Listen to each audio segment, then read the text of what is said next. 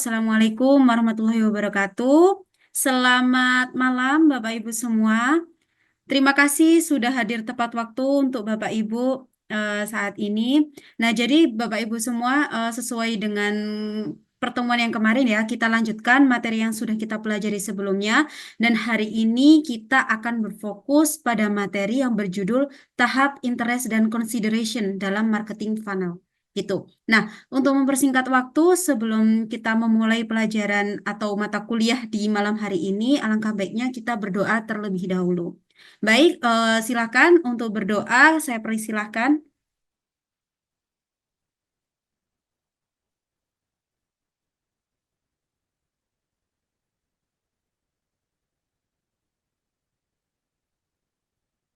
Baik, Bapak Ibu semua, untuk mempersingkat waktu lagi ya, silahkan waktu dan tempat saya persilahkan kepada Bu Putri.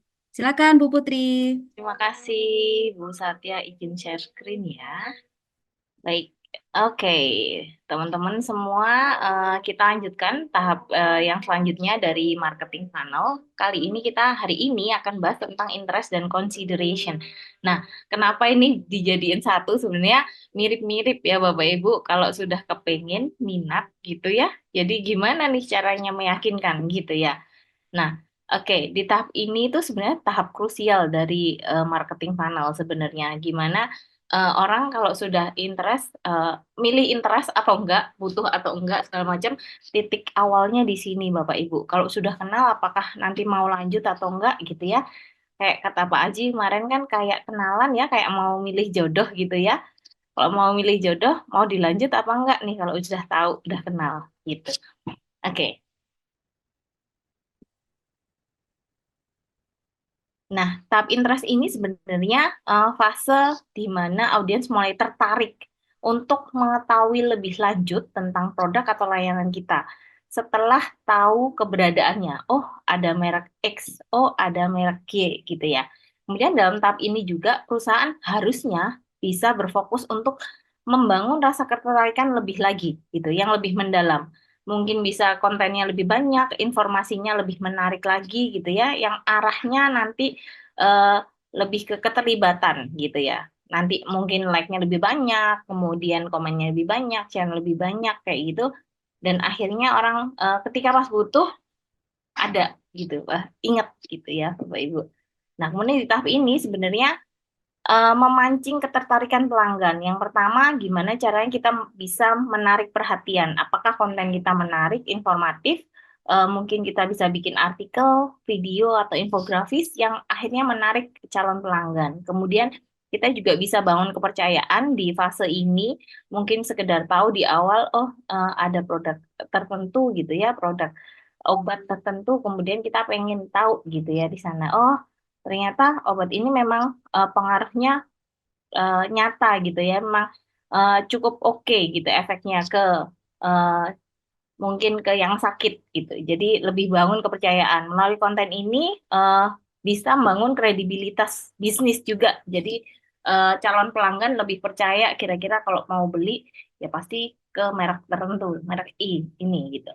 Kemudian di tahap ini akhirnya juga akan mendorong interaksi. Interaksi itu mungkin seperti komentar, like, atau mungkin share gitu ya, yang akhirnya terjadi hubungannya berkuat di antara calon pelanggan dan produk itu.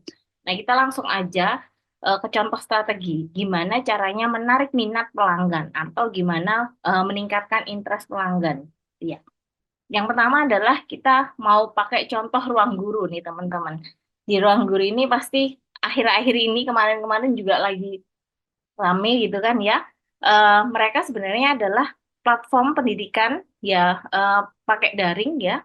Eh, Mungkin kalau dulu les-lesan banyak di Neutron, di Ganesha Operation, di Primagama gitu ya. Sekarang mungkin di tempat-tempat itu sudah sepi gitu ya, Bapak Ibu. Jadi mulai beralihnya ke ruang guru, di mana di ruang guru ini eh, mereka menggunakan strategi konten edukatif yang kuat gitu ya.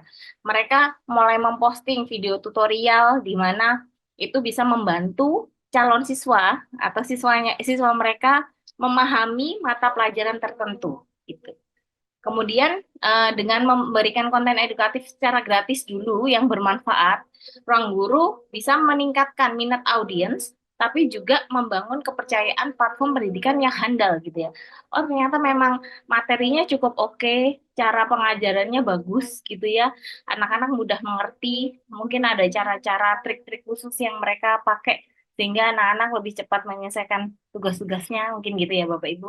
Nah, strategi yang digunakan itu mereka membuat video pembelajaran singkat di media sosial. Mereka juga punya YouTube, kemudian mereka punya website yang tempat orang-orang bisa baca artikelnya gitu ya. Terus ada materi pembelajaran gratis dulu untuk uji coba gitu ya, trial-trial gitu, yang ujungnya memicu ketertarikan lebih lanjut gitu ya. Mereka juga punya blog yang menawarkan tips-tips belajar, gimana caranya lebih fokus, gimana cara menghitung untuk anak usia tertentu gitu kan. Ini mulai dari tingkat SD sampai SMA pun ada gitu. Mungkin di awal-awal kuliah juga mereka masih kasih beberapa eh, kelas gitu ya untuk membantu teman-teman siswa atau mahasiswa gitu. Artikel juga tentang pendidikan yang relevan, mungkin update-update kebijakan, tapi yang sifatnya nggak berat gitu ya, atau update di dunia pendidikan ada yang baru apa nih. Nah, jadi siswa ini juga tahu gitu ya, oh ternyata ada sesuatu yang baru nih sekarang gitu ya, mungkin bisa kita coba gitu. Atau orang tua nih yang mau mendaftarkan anaknya, mau nyari les-lesan gitu ya, yang mungkin lebih praktis gitu. Kadang-kadang ruang guru ini yang uji coba dulu biasanya anak-anaknya ya. Jadi bukan orang tuanya, tapi anaknya dulu yang tahu gitu.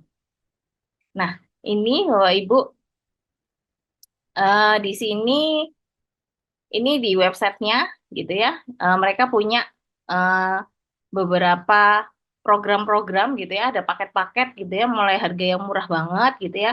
Ini ada diskon 50% kayak gitu. Biasa lah ya, gimi-gimi kayak gitu di websitenya. Kemudian juga ada video pembelajaran tuh kecil, pendek-pendek. Terus kemudian mereka juga bagian testimoni nih, gimana pengalaman pengguna ruang guru ini bisa meraih juara seperti itu. Kemudian juga mereka nggak kalah sama platform-platform e-commerce, mereka juga punya promo 10-10 kayak gitu ya. Jadi orang tua juga, wah nanti aja pas promo gitu, daftarnya gitu ya. Kemudian, nah ini yang kemarin cukup rame, ya kan? Mereka meningkatkan brandnya melalui satu variety show yang sebenarnya mereka adopsi dari variety show Korea, University War. Ya ini eh, Champions ini, Class of Champion ini sebenarnya mereka develop untuk kampus-kampus ternama di Indonesia. Mereka coba challenge gitu ya berbagai jurusan, mereka bikin beberapa episode gitu di challenge university mana yang kira-kira lolos sampai dapat beasiswa gitu ya.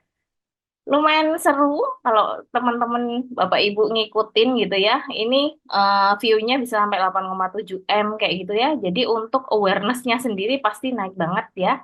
Eh, Mereka bisa lihat nih, ternyata orang-orang yang dan rata-rata yang mereka undang itu mereka sudah pernah nyoba ruang guru gitu ya. Jadi atau mereka dulunya jadi muridnya ruang guru. Jadi di sini mereka lihat nih, oh kualitasnya anak-anak ini cukup sangat oke gitu ya, sangat oke. Di mana orang tua makin ngerti anak-anak muda sekarang juga akhirnya larinya ke sana dan mereka jadi platform eh, les-lesan ya, platform yang tempat belajar yang secara mandiri, platform digital secara mandiri yang anak-anak akhirnya juga percaya gitu ya. Seru juga nih gitu. Ada yang ngikutin Bapak Ibu di sini COC-nya Indonesia atau malah ngikutin yang Korea? Saya Bu, dua-duanya. Keren ya kan? Keren Eh, banget. Korea aja kayak ada soal matematika yang mungkin kita nggak sempat ngalamin ya. Ini Bener. di level mana gitu ya? Wah, Parah faktornya banget sih. Mm-mm. faktorial tuh apa gitu itu baru tahu di situ mungkin ya. Saya merasa "Hah, ada soal matematika kayak gini ya kelasnya. Jadi anak-anak yang memang levelnya ikut olimpiade tingkat internasional seperti itu, mereka soal-soalnya keluar gitu. Mungkin dibikin kayak kuis juga Bapak Ibu, seru permainannya macam-macam caranya menguji kecepatan dan strategi juga. Jadi kalau Bapak Ibu yang ngikutin di sini pasti ikut gregetan gitu ya. Wah, jagoanku harus tereliminasi gitu, pulang gitu ya. Atau mungkin Bapak Ibu yang kampusnya sedarah gitu ya, biasanya wah ini yang UGM gimana nih Bu? Wah, UGM pulang duluan sedih ya. Aduh, Iya, ini Bu, ikut pride merasakan. ikut merasakan ya. Padahal nggak ikut mikir. Pride-nya itu kerasa banget gitu. Jadi mereka juga apa ya, mempertahankan kayak oh mungkin kualitas gitu ya dari masing-masing university, meskipun sebenarnya itu nggak cukup mewakili Bapak Ibu. Toh mereka juga random juga ya. Oh ya, Pak Aji kayaknya mau komen nih, boleh boleh. Gimana Pak Aji? Ya, malam Bu. Malam Pak. Ya, jadi sudah selesai Bu, supaya perutnya tidak galau lagi Bu. Ya maklum, ada asam lambung Bu. Jadi Oh oleh ya, dokter diminta untuk tepat waktu, begitu. Lambat. sudah Iya. sudah selesai. Jadi berkaitan dengan yang apa? Yang Clash of Champion ini dan kemudian ruang guru, kita tahu ya Bu ya bahwa apa semakin maraknya AI ini juga berpengaruh Betul. terhadap les-lesan Bu. Sebab AI ini kan juga bisa membantu siswa, mahasiswa untuk menjawab Bu, menjawab soal. Iya, Sehingga ada, iya di luar negeri itu masih terjadi pro dan kontra. Kemudian juga ada dosen yang pintar Bu. Jadi dia memberikan soal, kemudian di antara soal itu ada tulisan kecil, kecil sekali yang samar-samar begitu, yang dia sisipkan, yang untuk mengacaukan, untuk mengetes apakah para mahasiswa itu mengerjakan dengan AI atau dengan kemampuan mereka. Dan ternyata itu banyak yang memakai AI, Bu. sudah Jadi pinter tinggal ya Pak. foto, langsung keluar jawaban, Bu. Jadi mereka Betul. tidak berpikir. Tapi karena mereka ceroboh, sehingga jawaban mereka itu oleh AI itu yang di tengah soalnya juga dijawab, Bu. Jadi sehingga kacau, itu ada di internet. Begitu. Jadi ada pro dan kontra. Mereka yang mengandalkan pada AI sepenuhnya, maka mereka bersikap ceroboh, mereka tidak memakai kemampuan otak untuk berpikir. Makanya di organisasi PISA, kalau kita tahu Bu, itu organisasi yang meneliti tentang mata pelajaran di negara-negara, salah satunya Indonesia, matematikanya agak terbelakang Bu, dibandingkan dengan Singapura dan lain-lain. Salah satunya adalah waktu dites adalah karena di Indonesia matematikanya difokuskan kepada tahap prosedural. Jadi ada rumus, masuk-masukan, unsur-unsur, kemudian hitung. Tetapi mereka tidak diajarkan pada tahap why, konsep, Benar. konsep fundamental dari pelajaran matematika. Sehingga pada saat dikasih soal yang sulit, di mana tidak sederhana, memasukkan variabel, tetapi harus mencari tahu, mereka bingung. Dan inilah yang kurang. Sedangkan kalau sewaktu saya mengamati Clash of Champion, Bu, saya tidak melihat universitasnya, Bu. Saya lebih kepada pribadinya. Salah, Bu. Orang kebanyakan universitasnya, salah. Pribadinya yang lebih penting. Karena kita tahu bahwa tidak terlepas dari universitas manapun, yang penting adalah pribadinya. Apakah dia memiliki internal motivation untuk bisa terus meningkatkan diri, bukan dari universitasnya. Fasilitas sarana prasarana memang mendukung, tapi yang paling penting adalah pribadinya. Dan kemudian di Clash of Champions, kalau saya memperhatikan bahwa masing-masing memiliki kecerdasan, Bu. Ada yang di bidang menghafal, ada yang kecerdasan di bidang ini. Itu maklum, Bu. Semua kita memiliki begitu, dan itu bisa ditingkatkan. Sedangkan untuk tahap Olimpiade, kalau kita, saya mengikuti, Bu ya, bukan saya mengikuti Olimpiade, tapi saya mengikuti para peserta Olimpiade. Kemudian contohnya Pak Profesor Yohanes Surya, kalau Ibu tahu. Jadi Pak Profesor Yohanes Surya, contohnya dia mengajarkan tentang konsep matematika gasing. Matematika gasing adalah untuk mengajarkan materi dari SD kelas 1 sampai kelas 6, hanya diajarkan selama 6 bulan. Dan asik, Profesor Yohanes Surya bilang. Dan para pengajar di Indonesia tidak memahami cara mengajar, sehingga matematika ini menjadi momok yang menakutkan bagi para siswa. Sedangkan menurut Pak Profesor Yohanes Surya, seharusnya dengan metode gasing ini asik, dan semua anak bisa suka matematika, dan mereka bisa memahami konsep matematika kelas 1 sampai kelas 6 SD hanya dalam 6 bulan. Dan mereka bukan hanya pada tahap prosedural, tapi mereka juga pada tahap konsep. Sedangkan untuk Olimpiade Fisika, sewaktu saya menyelidiki, itu anak-anak SMA, Bu, itu mengerjakan fisika materi S2, Bu. Ya. Jadi Wah. SMA mengerjakan Olimpiade Fisika S2, Bu. Jadi bukan S1 lagi. Jadi sehingga kalau mungkin ada yang bingung, wah kok begini ya, karena tarafnya mereka jauh lebih tinggi, Bu. Dan di tempat yang Pak Profesor Yohanes Surya tempatkan mereka setiap hari itu di drill, Bu, dengan soal-soal yang tarafnya memang semakin lama semakin sulit, begitu, Bu. Jadi kalau menurut saya kepada tahap yang tadi itu, ruang guru menurut saya lebih cenderung kepada personalnya, bukan kepada universitasnya. Makanya saya selalu tekankan kepada teman-teman, tidak peduli universitas manapun di mana kita berasal, yang penting adalah individu, mau berkembang atau tidak. Begitu. Betul. Terima kasih, Bu. Makasih Pak Aji Tono. Benar sih Pak, ya.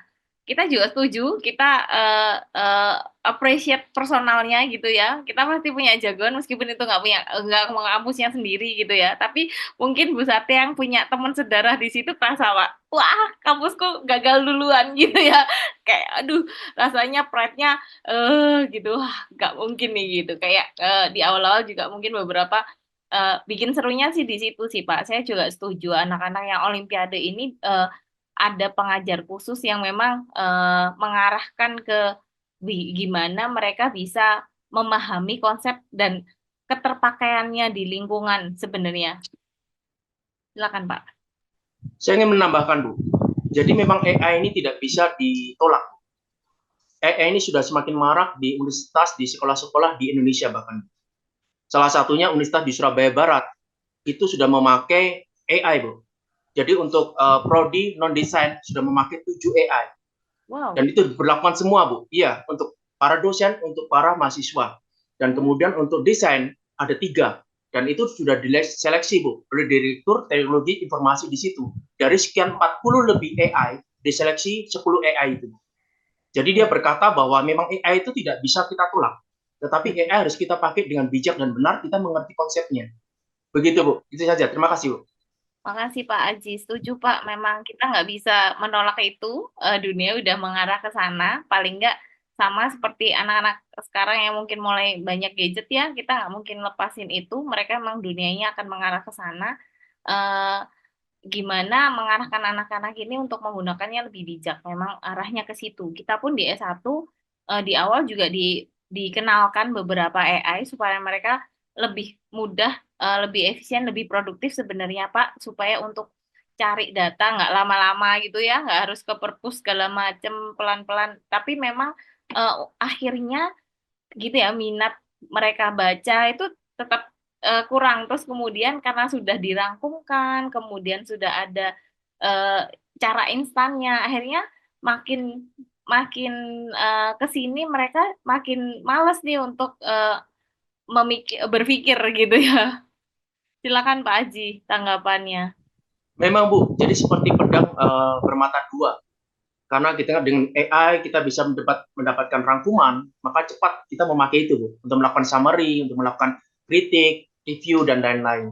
Tapi kalau saya secara pribadi, ya, Bu, ya, secara pribadi saya lebih menikmati prosesnya. Ya, ya, ya. Karena, Bu, satu buku ya, Bu, ya, boleh dibaca oleh siswa, 40 siswa. Pasti inti mereka berbeda-beda, Bu. Ibu bisa tes 40 siswa dapat satu buku, coba kalian ringkas, beda-beda sewaktu di dalam kelas, Ibu, ya, bukan dengan AI. Kalau AI ya mereka sama-sama pasti sama loh, begitu.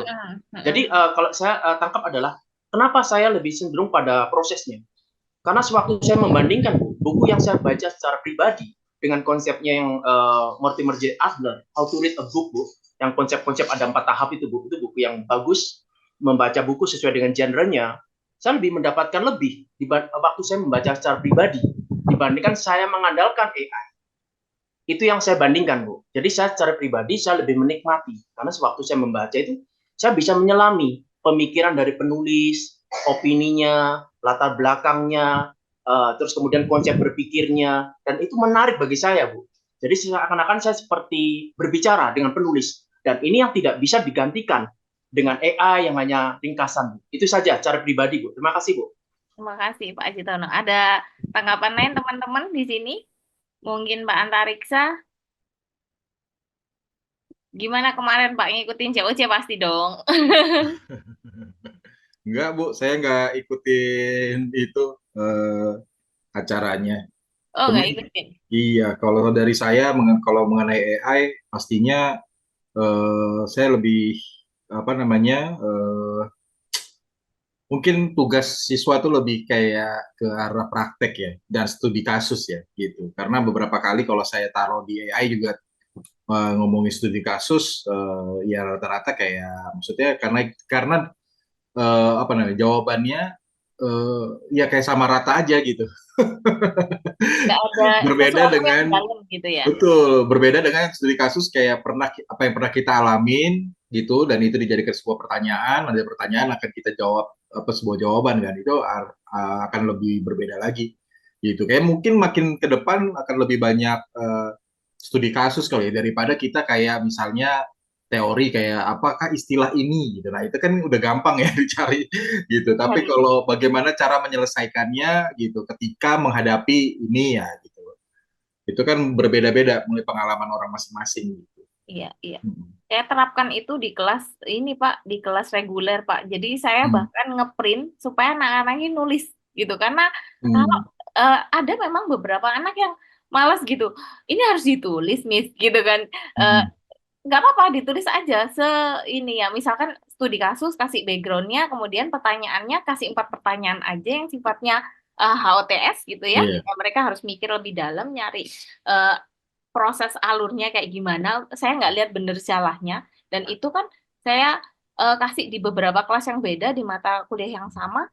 Hmm. Amazing saya Pak hasilnya. Di beberapa ini ternyata, oh risetnya pinteran yang ini ya gitu. Jadi bisa saya punya perbandingan kualitas kelasnya juga akhirnya di sana.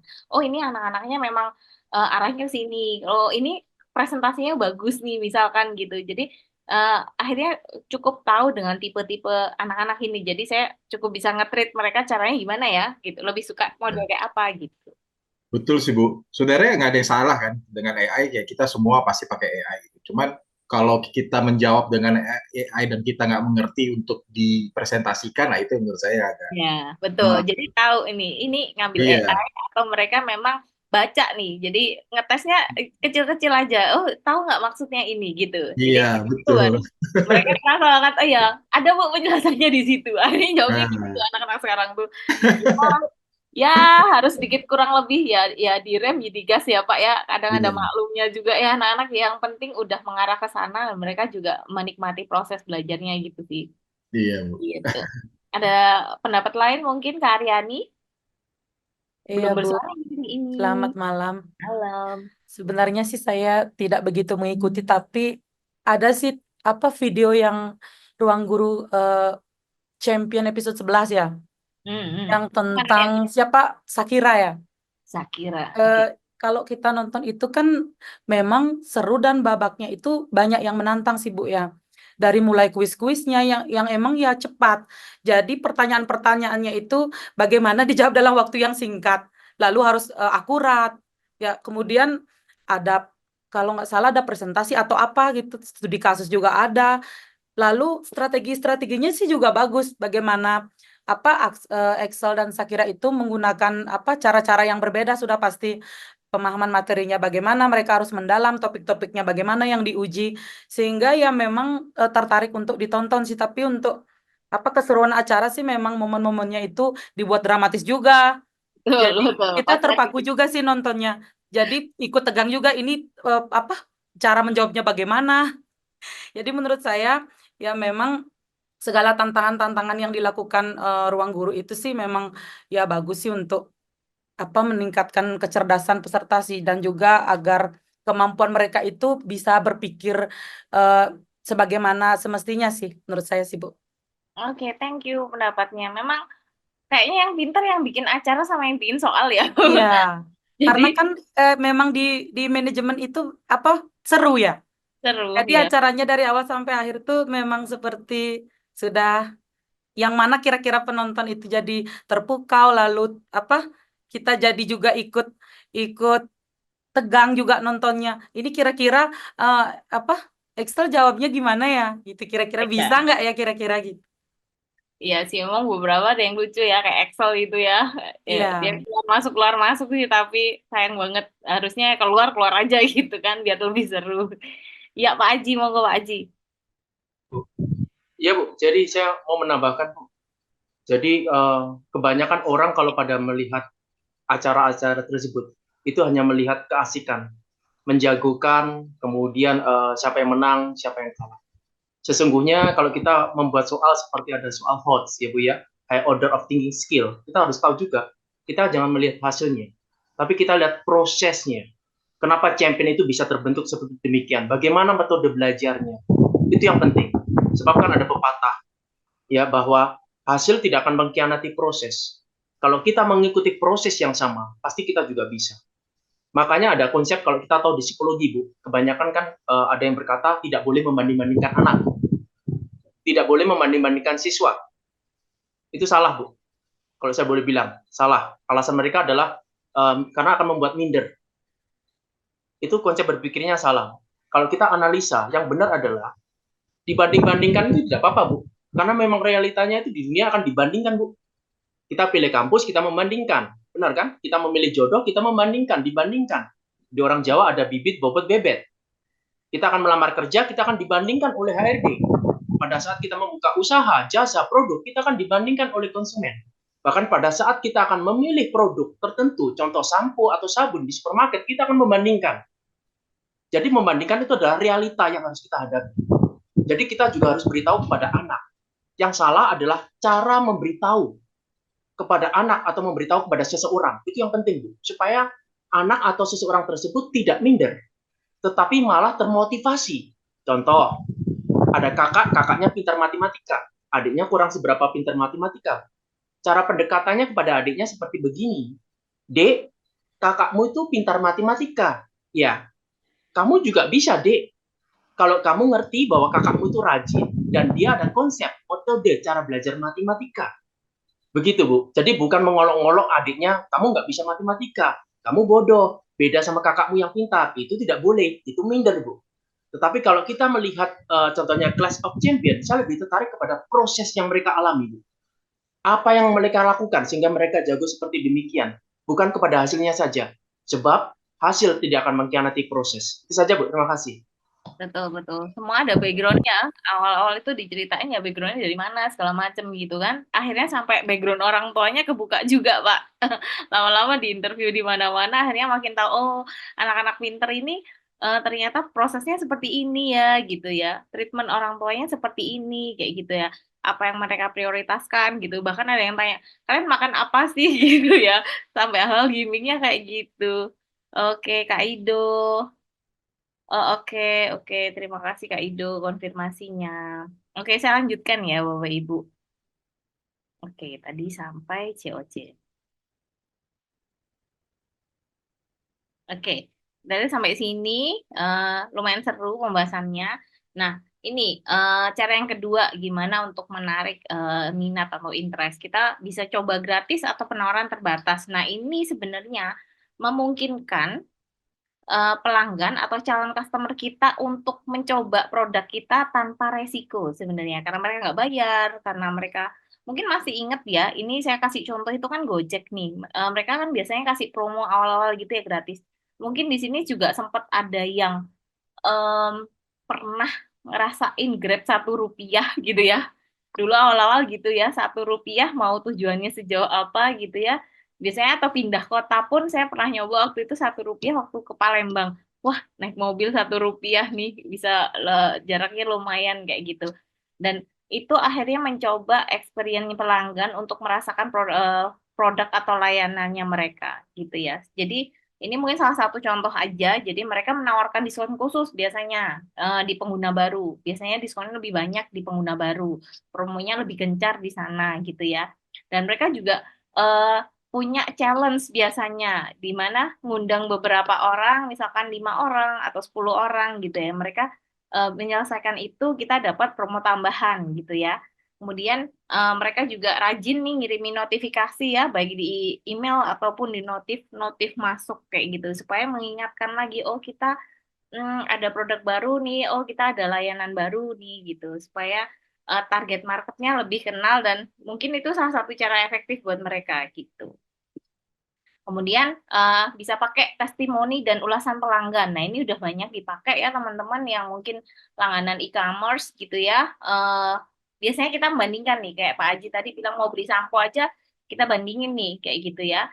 Memang perlu dikenalkan sedini mungkin ya, gimana caranya menghadapi ya. Mungkin suatu saat kita pasti menghadapi itu ya, challenge itu dimanapun, mau sekolah, mau di tempat kerja gitu ya, mau di kehidupan sehari-hari aja, apalagi di Indonesia gitu ya. sudah biasa kalau mau dibanding-bandingin gitu kan ya.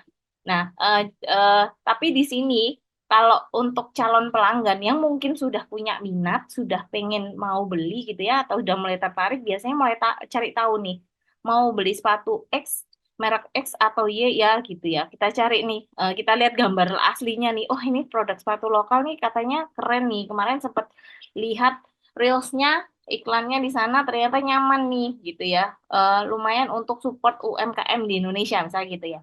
Terus lihat lagi, wah ternyata dari gambar aslinya bagus juga ya, warnanya sesuai, ternyata nggak tipu-tipu gitu kan ya.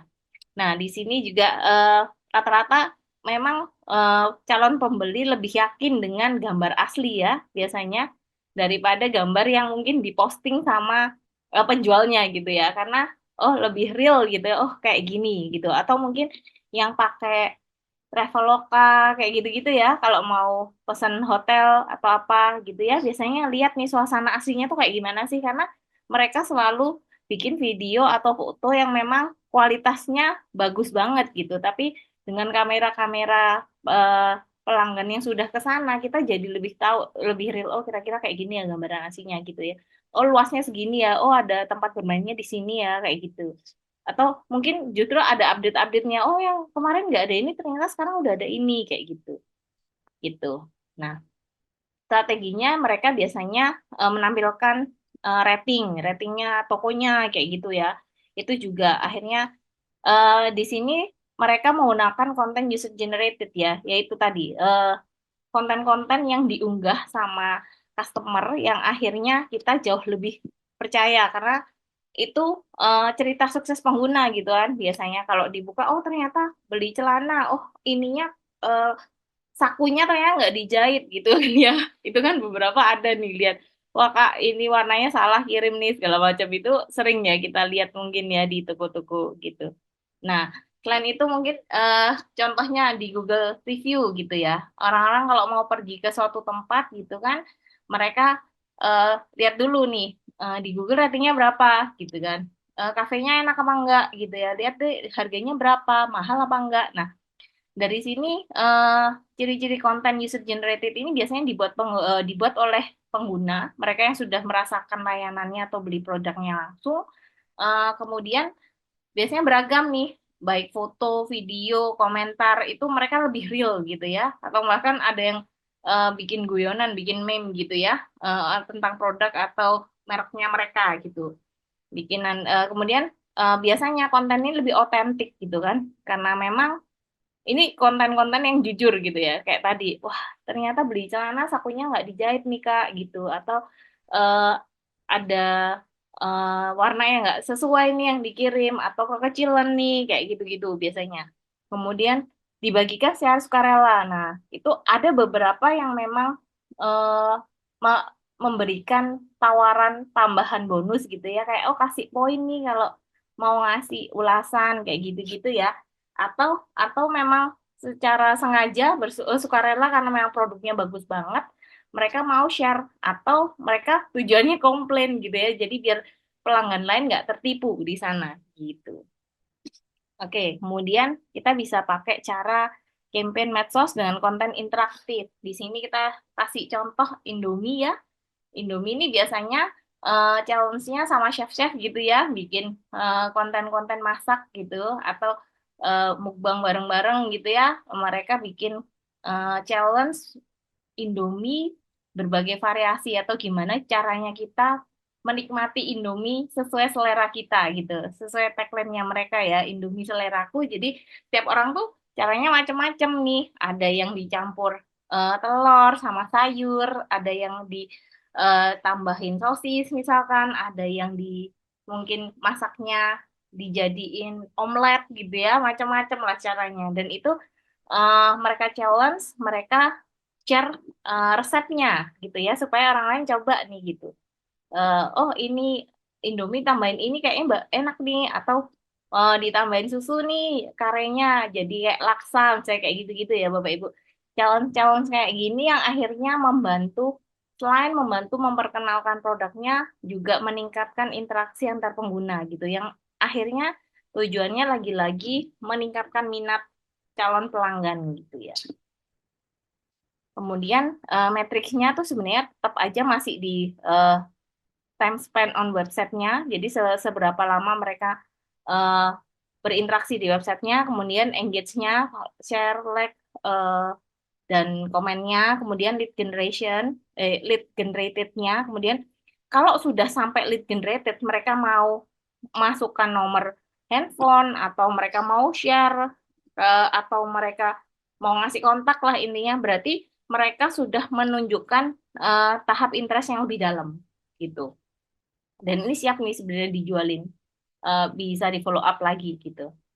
Ya ini contoh studi kasusnya kita biasanya pakai minggu lalu udah dibahas sih sebenarnya adalah Bubu ya kan Netflix. Nah Netflix ini awal-awal mereka kasih teaser nih yang bagus-bagus filmnya berbayar. Kemudian kalau mau lengkapnya berbayar gitu ya. Hyundai juga pakai konten-konten yang menunjukkan inovasi. Mungkin ada rodanya yang bisa puter 360 jadi parkirnya lebih gampang gitu kemarin. Jadi tapi kayaknya belum launching, kayaknya tahun depan baru launching. Kemudian juga Labubu karena sebenarnya udah lama produknya di 2015 dan mereka sebenarnya sudah punya lisensi eksklusif sama Popmart jadi tempat jual beli merchandise gitu. Dan mereka juga akhirnya dipakai karakter film ya The Monster itu ada Zimoko, Tiko sama Spooky dan ternyata viralnya malah baru-baru ini karena Lisa Blackpink mampir ke Hong Kong kalau nggak salah waktu itu. Terus ketemu nih sama senimannya yang buat. Jadi dikasih, kemudian waktu di bandara kelihatan dipakai gitu, akhirnya malah populer gitu. Orang pada rebutan meskipun sebenarnya ini kan katanya ya aku belum pernah beli juga. Jadi mereka itu random dapatnya warnanya. Jadi ngambil gitu, oh ternyata dapat warna ini gitu. Jadi kita nggak bisa beli sesuai maunya kita. Aduh, aku suka warna ungu nih gitu. Dapatnya coklat gitu. Jadi orang mau beli lagi, nyoba beli lagi gitu. Oke, ada pendapat Bapak Ibu di sini? Bisa cerita mungkin beberapa poin-poin tentang gimana menarik customer? Pak, siapa ya tadi yang masih mandi? Pak Dadang kayak apa ya? Sudah selesai kah Pak siap-siapnya? Pak Dadang, Kak Ecila, Kak Eliza mungkin di tempat atau Kak Ivan? Gimana nih Kak? Pet Hotel. Update-nya gimana update-nya? Ada apa nih? Wah, Pak Anies tadi masih galau atau sudah membaik kegalauannya? Gimana nih Bu Satya? Belum ada ya, kita lanjutin ya, Bapak Ibu. Oke, kita masuk. Oh, oke, Pak Aji, silakan Pak. Baik, Bu, berkaitan dengan tadi itu, jadi saya teringat dengan ulasan dari Bu Diah Santi Dewi. Dia salah satu pimpinan di Jawa Pos. Jadi dia memberitahukan juga tentang ulasan, Bu, pengalaman dalam hidupnya begitu. Jadi dia tertarik dengan kuliner, dia tertarik dengan hotel begitu. Biasanya dia selalu melihat ulasan untuk dijadikan sebagai bahan rujukan. Terus kemudian dia kaget juga pada waktu dia datang di sebuah tempat kuliner. Dia datang karena ulasannya bagus begitu, Bu. Bagus dari para customer begitu, Bu, dapat bintang yang bagus. Tapi pada saat dia hadir sendiri, dia merasa bahwa tempat ini tidak setinggi apa yang diulas oleh para customer begitu. Dia heran dan kemudian dia baru sadar pada saat dia membayar di kasir. Ternyata di depan kasir ada pemberitahuan, Bu, kalau Anda memberikan ulasan tinggi bagus, maka akan mendapatkan makanan minuman gratis, Bu. Begitu. Oh, makanya ini dia bilang. Jadi juga tidak bisa dijadikan patokan, dia bilang begitu, Bu Diah Santi Dewi. Kemudian juga berkaitan dengan dipromosikan, Bu, oleh salah satu tokoh tentang kuliner, Bu, kuliner yang bagus begitu. Menurut dia bagus, tokohnya ini juga semestinya juga bagus semestinya rujukannya. Tapi pada saat dia cek begitu di Google, loh, kok ternyata tidak sesuai begini ya. Berarti dari situ kita tahu bahwa tidak bisa jadikan rujukan, Bu. Tidak bisa sepenuhnya. Begitu. Iya, tidak bisa sepenuhnya. Bukan berarti tidak bisa, tapi tidak bisa dijadikan sepenuhnya. Karena kita tahu bukan bahwa ada juga unsur subjektif, Bu, dalam menilai. Contoh ya, Bu, ya, soal kuliner. Ibu bilang bagus, belum tentu yang lain bilang bagus, Bu. Seleranya orang beda-beda. Mungkin dari sini, aduh, segi rasa bumbu kurang ya. Dari tempatnya juga jorok ya, kok kurang tempat parkirannya, terus bagaimana kebersihannya dan lain-lain, kan banyak faktor gitu ya, Betul. subjektif begitu. Jadi kalau menurut saya, kalau kita memberikan ulasan tentang suatu produk, tentang suatu jasa, sebaiknya kita menceritakan deskripsi secara detail. Contoh soal makanan Ibu ya. Jadi makanannya ini cukup besar dengan porsi nasi yang lumayan, tempat parkir begitu. Jadi deskripsinya adalah secara detail dan kita bisa menilai oh bagaimana atau tidak itu karena opini seseorang kan bisa subjektif Bu. Tidak bisa objektif. Beda sama matematika ilmu pasti. Itu saja Bu. Terima kasih. Makasih, bener banget Pak. Sering banget ya kita memang, apalagi kasusnya di tempat makan biasanya ya. Wah, ini kalau dari reviewnya lumayan tinggi nih, ternyata sampai sana ya biasa aja, mungkin nggak sesuai sama ekspektasi kita. Itu sering banget ya Bapak Ibu, mungkin beberapa tempat kayak gitu. Atau karena konten viral gitu ya, akhirnya datang nyoba, ya ternyata gini doang ya gitu. Itu juga sering gitu kan ya Bapak Ibu. Bu Yatmi, selamat malam Bu. Selamat datang Kak Dia, Kak Yeni Liana. Yuh, ini belum pada kenal Selamat loh. malam. Bu, Maaf terlambat baru nyampe. oh iya ya. Oke Bu, ayo gabung Bu. Aduh, minggu lalu nih saya panggilin nggak ini. Iya, mohon maaf kemarin on off karena pas lagi ada acara. Oke, thank you Bu. Oke Bu, gimana nih Bu sampai tahap ini? Kira-kira mungkin bisa share nih kalau di kliniknya Ibu nih pengalamannya seperti apa? Sampai menarik minat pelanggan tuh di mana gitu Bu prosesnya?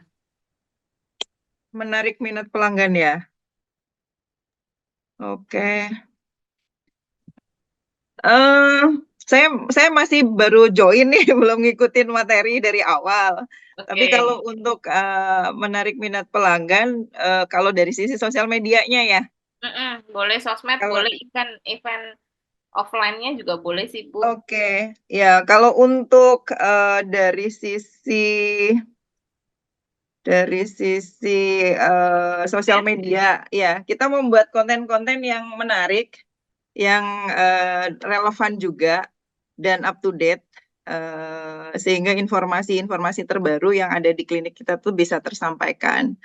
Terus kemudian kalau untuk aktivitas offline-nya kita mengadakan kegiatan-kegiatan seperti member gathering gitu ya. Terus kemudian kalau ada treatment baru atau produk baru kita launching dan kita mengundang customer-customer yang loyal, kita membuat satu eksklusif event gitu, mengundang narasumber dan seterusnya. Memberikan privilege lah untuk customer kita. Antara lain gitu sih. Sama yang loyal ya Bu ya, supaya dapat referralnya di sana ya. Iya, dapat referral. Karena memang untuk saat ini kunjungan terbanyak itu dari referral. Nice. Oke, Pak Dadang nih sudah hadir. Gimana nih Pak sampai sini nih? Ya, Tadi nyimak mulai mana nih Pak? nyimak sayup-sayup suaranya, Bu. Suaranya Mas Aji. Iya nih, seru ya Pak dari tadi ya. Seru-seru. Ya, kalau saya sih, Bu Putri, memang apa yang tadi disampaikan dari bagaimana membuat pelanggan kita, atau belum pelanggan ya, calon pelanggan ya, interest, kemudian sampai dengan nanti perjalanan menjadi konsumen kita itu memang banyak trik sih. Di antaranya tadi saya memang agak tertarik dengan hampir semuanya benar ya, hampir semuanya benar, dan itu kami lakukan di usaha kami sendiri di rumah. Kebetulan punya usaha bikin kue-kue gitu, dan kami pun sering bikin apa ya, konten-konten kecil sih, bentuknya kadang grafis, kayak edukatif, informatif. Biasanya kita mengedukasi tentang, misal kita bikin jajanan yang sudah agak jarang, misal es selendang mayang gitu ya.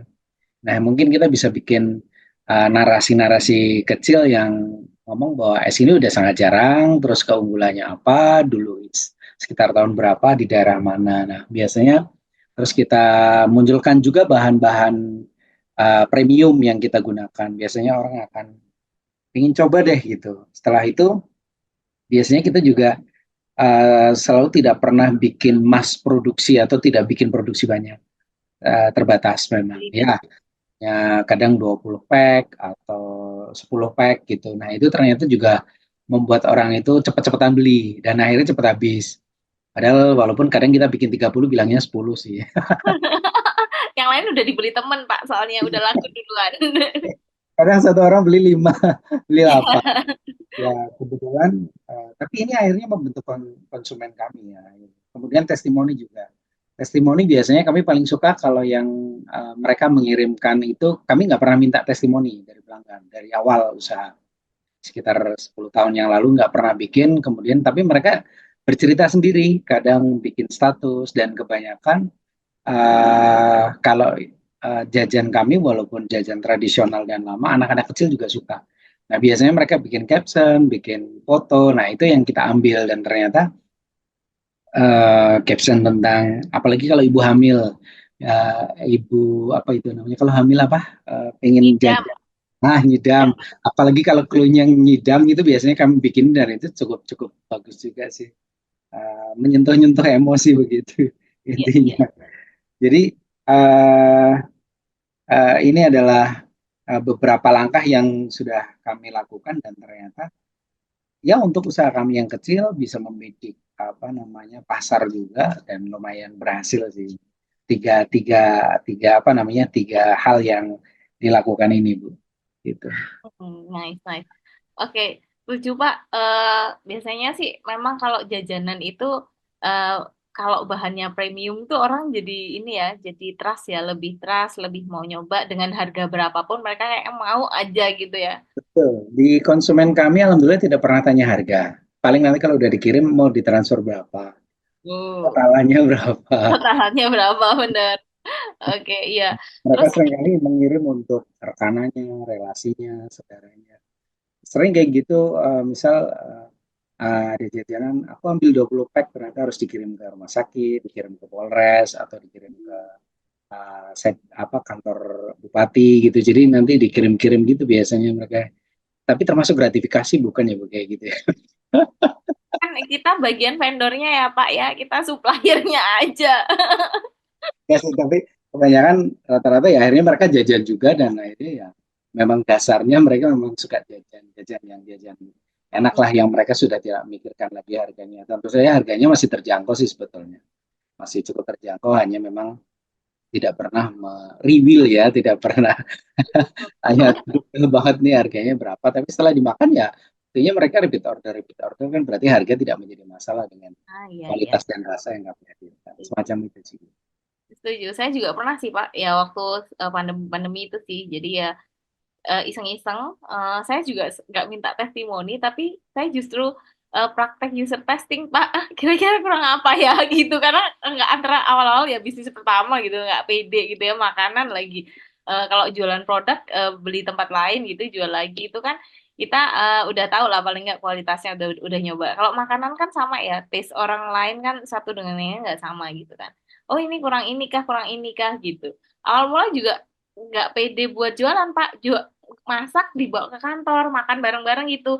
Mbak kok nggak dijual sih Mbak, aduh nggak yakin aku ada yang beli gitu. Ternyata setelah itu gara-gara teman saya juga sih akhirnya oh ternyata nyoba, ternyata lumayan ngangenin juga Pak. Jadi saya itu kemarin bikinnya cinnamon roll, lagi eh, lagi hot-hotnya dulu cinnamon roll saya bikin. Nah kebetulan ramenya itu eh, repeat ordernya itu pas Natal Pak. Saya Pak biasanya mulai Desember itu udah banyak yang ngelis gitu. Jadi beberapa sama ngirim-ngirim ke kolega kayak gitu-gitu. Ternyata memang cukup punya pasar sih gitu. Jadi kalau lama nggak bikin gitu juga ada yang tanya gitu. Seru sih. Tapi memang karena kesibukan jadi nggak yang diseriusin gitu loh Pak. Jadi ngelayanin teman-teman aja yang udah tahu, yang udah pernah nyoba gitu. Kalau tiba-tiba ini ada acara nih seminar ini bisa bikinin nggak gitu ya lihat jadwal juga sih Pak. Kalau pas Ya, jadwalnya bisa dibuatin, kalau enggak ya kita tolak gitu jadinya. Terus ya memang ya kalau bisnis makanan sih. Oke, ya. Kak Aryan, Masih. makasih Pak, makasih. Kak Aryan nih, ada pendapat Pak? Iya, terima kasih Bu. Terkait dengan apa ya tadi testimoni dan ulasan pelanggan ya Bu, itu memang ya tidak bisa dipungkiri testimoni dan ulasan itu memang menarik minat konsumen karena saya pun kalau mau belanja di marketplace apapun itu pasti yang pertama saya lihat ulasan. Misalnya yang positif, ini kan beragam dari pelanggan yang lain. Jadi saya memang lebih yakin produk-produk ini benar enggak dengan seperti apa yang dipromosikan. Kemudian eh, karena kan kalau kita berbelanja itu kan pasti ada risiko-risiko, misalnya ini pasti enggak barangnya, kemudian resiko pembeliannya itu bagaimana, kan tidak mungkin kita mencoba produknya dulu sebelumnya, sering ragu ini bisa nggak memenuhi ekspektasi saya gitu misalkan.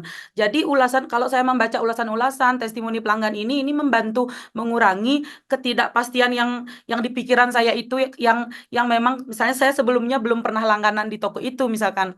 Jadi ada gambaran-gambaran lah bagaimana sebetulnya produknya berfungsi nggak dalam situasi nyata. Kalau ulasannya banyak positif ya pasti udah bekerja dengan baik produk tersebut. Lalu kemudian menurut saya ini setelah saya melihat testimoni dan ulasan-ulasan pelanggan itu kan pasti mempengaruhi keputusan pembeliannya. Jadi ini karena saya membaca ulasannya misalnya positif, jadi yakin oh orang yang membeli produk serupa itu berarti puas dengan produk itu. Ini juga kan bukti sosial. Jadi kuat buat saya, oh saya cenderung percaya. Karena orang lain aja senang dengan produknya. Misalnya bintangnya 5, reviewnya begitu banyak yang positif. Jadi betul-betul bisa merasakan eh, pengalaman pelanggan yang lain.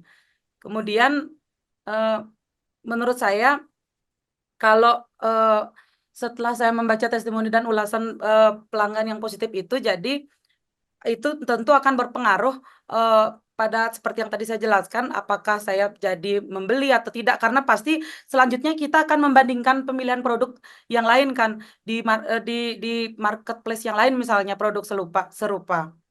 Jadi seperti itu sih Bu.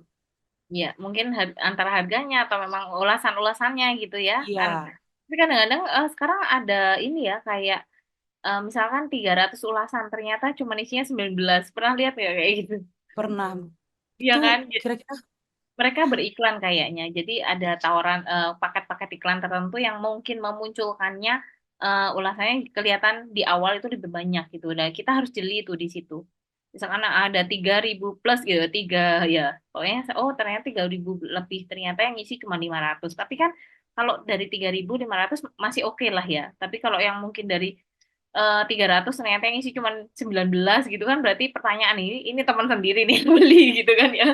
Ini ini apa, bayaran nih, si customer bayaran gitu ya. Kan ada tuh awal-awal bisnis. Jadi memang membangun brand apa toko itu kan agak susah kan ya. Jadi butuh waktu gitu kan. Apalagi sekarang pemainnya udah pada kuat-kuat, pabrik juga turun langsung, dikelola langsung sama marketplace gitu macam-macam. Jadi mungkin salah satu strategi pemula ya, toko pemula gitu untuk meningkatkan kepercayaan pelanggan, mungkin salah satunya itu. Dan marketplace juga jualan iklannya. Teman-teman mungkin bisa lihat gitu ya, di awal mau iklan, mau nyari produk tertentu udah keluar tokonya dulu. Padahal bukan itu yang kita maksud kayak gitu-gitu ya. Jadi memang eh jadi pelanggan harus lebih jeli ya. Jadi gimana cara membandingkan, gimana cara kita ngelihat reviewnya pun juga gitu ya. Oh ini ternyata kalau bahasanya bagus banget, itu saya malah curiga. Ini orang tokonya sendiri kah ini yang review gitu. Saya curiga di beberapa itu. Kalau memang real gitu ya, memang lagi buka paket, kemudian biasanya komennya pendek-pendek gitu ya, tapi jelas gitu. Barangnya oke gitu ya, gitu-gitu. Atau memang ukurannya pas gitu ya. Terus ada yang mungkin di beberapa baju tuh ada yang oh ini cukup untuk berat badan sekian gitu-gitu, saya lebih trust gitu. Oh ini. Soalnya kan kita meskipun ngacu ukurannya kadang-kadang juga ada melesetnya gitu ya, apalagi kalau kalau beli baju gitu ya. Kalau udah produk yang mungkin pabrikasi yang sesuatu yang memang sudah fix kayak skincare kayak gitu kan memang cocok-cocokan juga ya efeknya. Tapi kalau sesuatu yang mungkin ada ukurannya kayak gitu, kita mungkin lebih percaya apa yang disampaikan customer gitu. Ini Pak Antariksa nih dari tadi ngangguk-ngangguk doang nih. Oke nih, ada pengalaman nggak Pak terkait review ulasan mungkin yang menarik yang bisa di-sharekan ke teman-teman?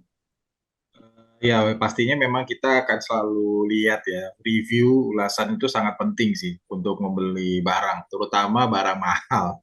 Kalau barang mahal, saya lebih detail dong lihat reviewnya gitu. Tadi bener ada kadang beberapa toko online tuh yang mungkin teman-teman ini sendiri ya di awal-awal komen atau di awal-awal review ya, bisa ada 10, 15 atau 20. Nah, mungkin itu start dari apa namanya teman-temannya. Tapi saya juga lihat dari timeline waktunya dia sudah berapa lama kan kelihatan tuh ada kalau di Google Review kelihatan dari tahunnya, bulannya gitu, udah berapa lama dia gitu.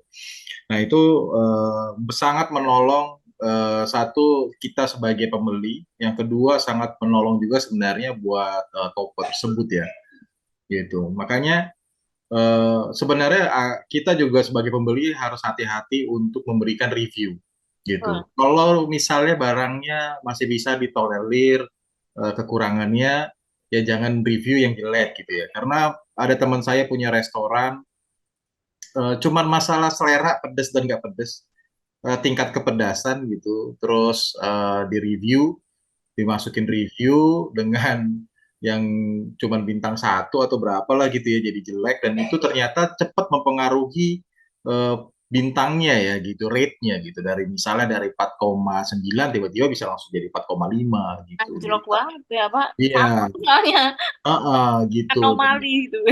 Ya, betul. Dan itu agak susah untuk naikinnya lagi karena untuk naikinnya perlu banyak review yang bagus sehingga dia bisa balik lagi ke misalnya ke 4,9 tadi gitu. Jadi dari sisi kita konsumen juga kita ya harus punya etika juga dari sisi toko ya mereka juga harus memberikan emang produk yang terbaik gitu. Kalau saya pribadi biasanya kalau saya menerima barang yang kurang bagus gitu ya atau kurang sesuai saya chat dulu gitu dari saya chat kalau jawabannya dia responnya cepet terus ada pertanggungjawaban ataupun misalnya mereka kayak nggak mau balikin barang atau tapi paling nggak mereka ada chat balik ke saya Ada gitu. etiket baiknya ya Pak. Betul, etiket baik itu penting ya dalam berjualan ya gitu. Apalagi kalau barang yang saya beli apa namanya mahal ya gitu ya yaitu saya terlebih lagi ya kalau misalnya kekurangan ya pastinya saya chat gitu kalau dia responnya nggak baik atau responnya apa ya kurang baik lah gitu Iya, maka ya saya berhak untuk memberikan bintang yang sesuai. yang sesuai gitu kalau dari saya itu Bu. Terima kasih. Yuk yang lainnya, Kak Adrian sudah join. Silakan loh. Yang mungkin sudah bisa bergabung, Ibu Yeni atau Kak Yeni, Kak Dia. Saya absenin satu-satu deh, Kak Santi, Kak Hirdiana, Kak Meling, Kak Eliza nih ikut terus, tapi saya nggak kenal. Gimana dong? Saya kenalnya cuma Pak Aji. Nah, silakan, silakan. Bu, maaf saya belum bisa on cam. Oh, Cuma eh, tadi ngikutin sebentar. Jadi kan perihal tadi rating gitu-gitu ya. Karena saya termasuk salah satu admin toko online, jadi agak kesindir tadi gimana, masalah gimana? fake Pengalamannya rating, gimana? masalah fake order gitu. eh Kita kan sebagai toko online itu kan maunya naikin produk ya. Jadi banyak produk-produk kita yang masih baru tuh biasanya kita bakal fake order, terus fake rating. Memang benar biasanya dari teman-teman kita sendiri sih yang fake order atau fake rating sendiri gitu kan. Eh kalau menurut saya sendiri sih, kalau saya pribadi biasanya itu kalau mau ngecek rating justru lebih ke rating yang bintang satunya atau rating jeleknya daripada rating bagusnya. Karena biasanya kalau rating bagus itu kan biasanya bisa fake dan lain-lain. Tapi kalau misalnya kita ngelihat rating jeleknya itu masih bisa ditolerir, kayak misalnya memang kayak tadi tuh selera masing-masing atau skincare atau gimana-gimana, mungkin kita masih bisa tolerir. Cuma kalau misalnya lihat dari rating jeleknya itu lebih banyak, biasanya lebih kita hindarin sih. Biasanya sih gitu kalau aku sih. Gitu.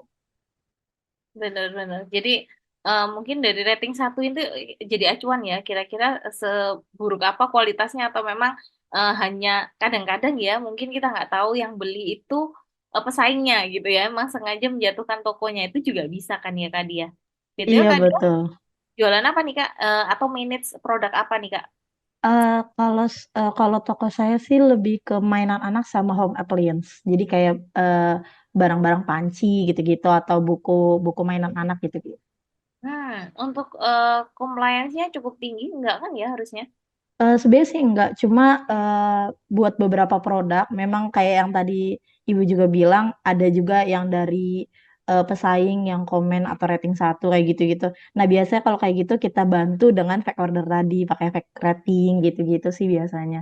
Eh, Cuma biasanya kita juga sebagai seller nggak mau dong kalau misalnya ternyata kualitas kita nggak bagus dan di rating kayak gitu-gitu karena dari platform sendiri biasanya mereka kalau misalnya ratingnya terlalu rendah produknya itu bakal langsung di-banned atau langsung diturunkan gitu. Jadi walaupun kita udah pakai iklan atau udah kita usahakan gitu kan, biasanya bakal langsung diturunin sih gitu.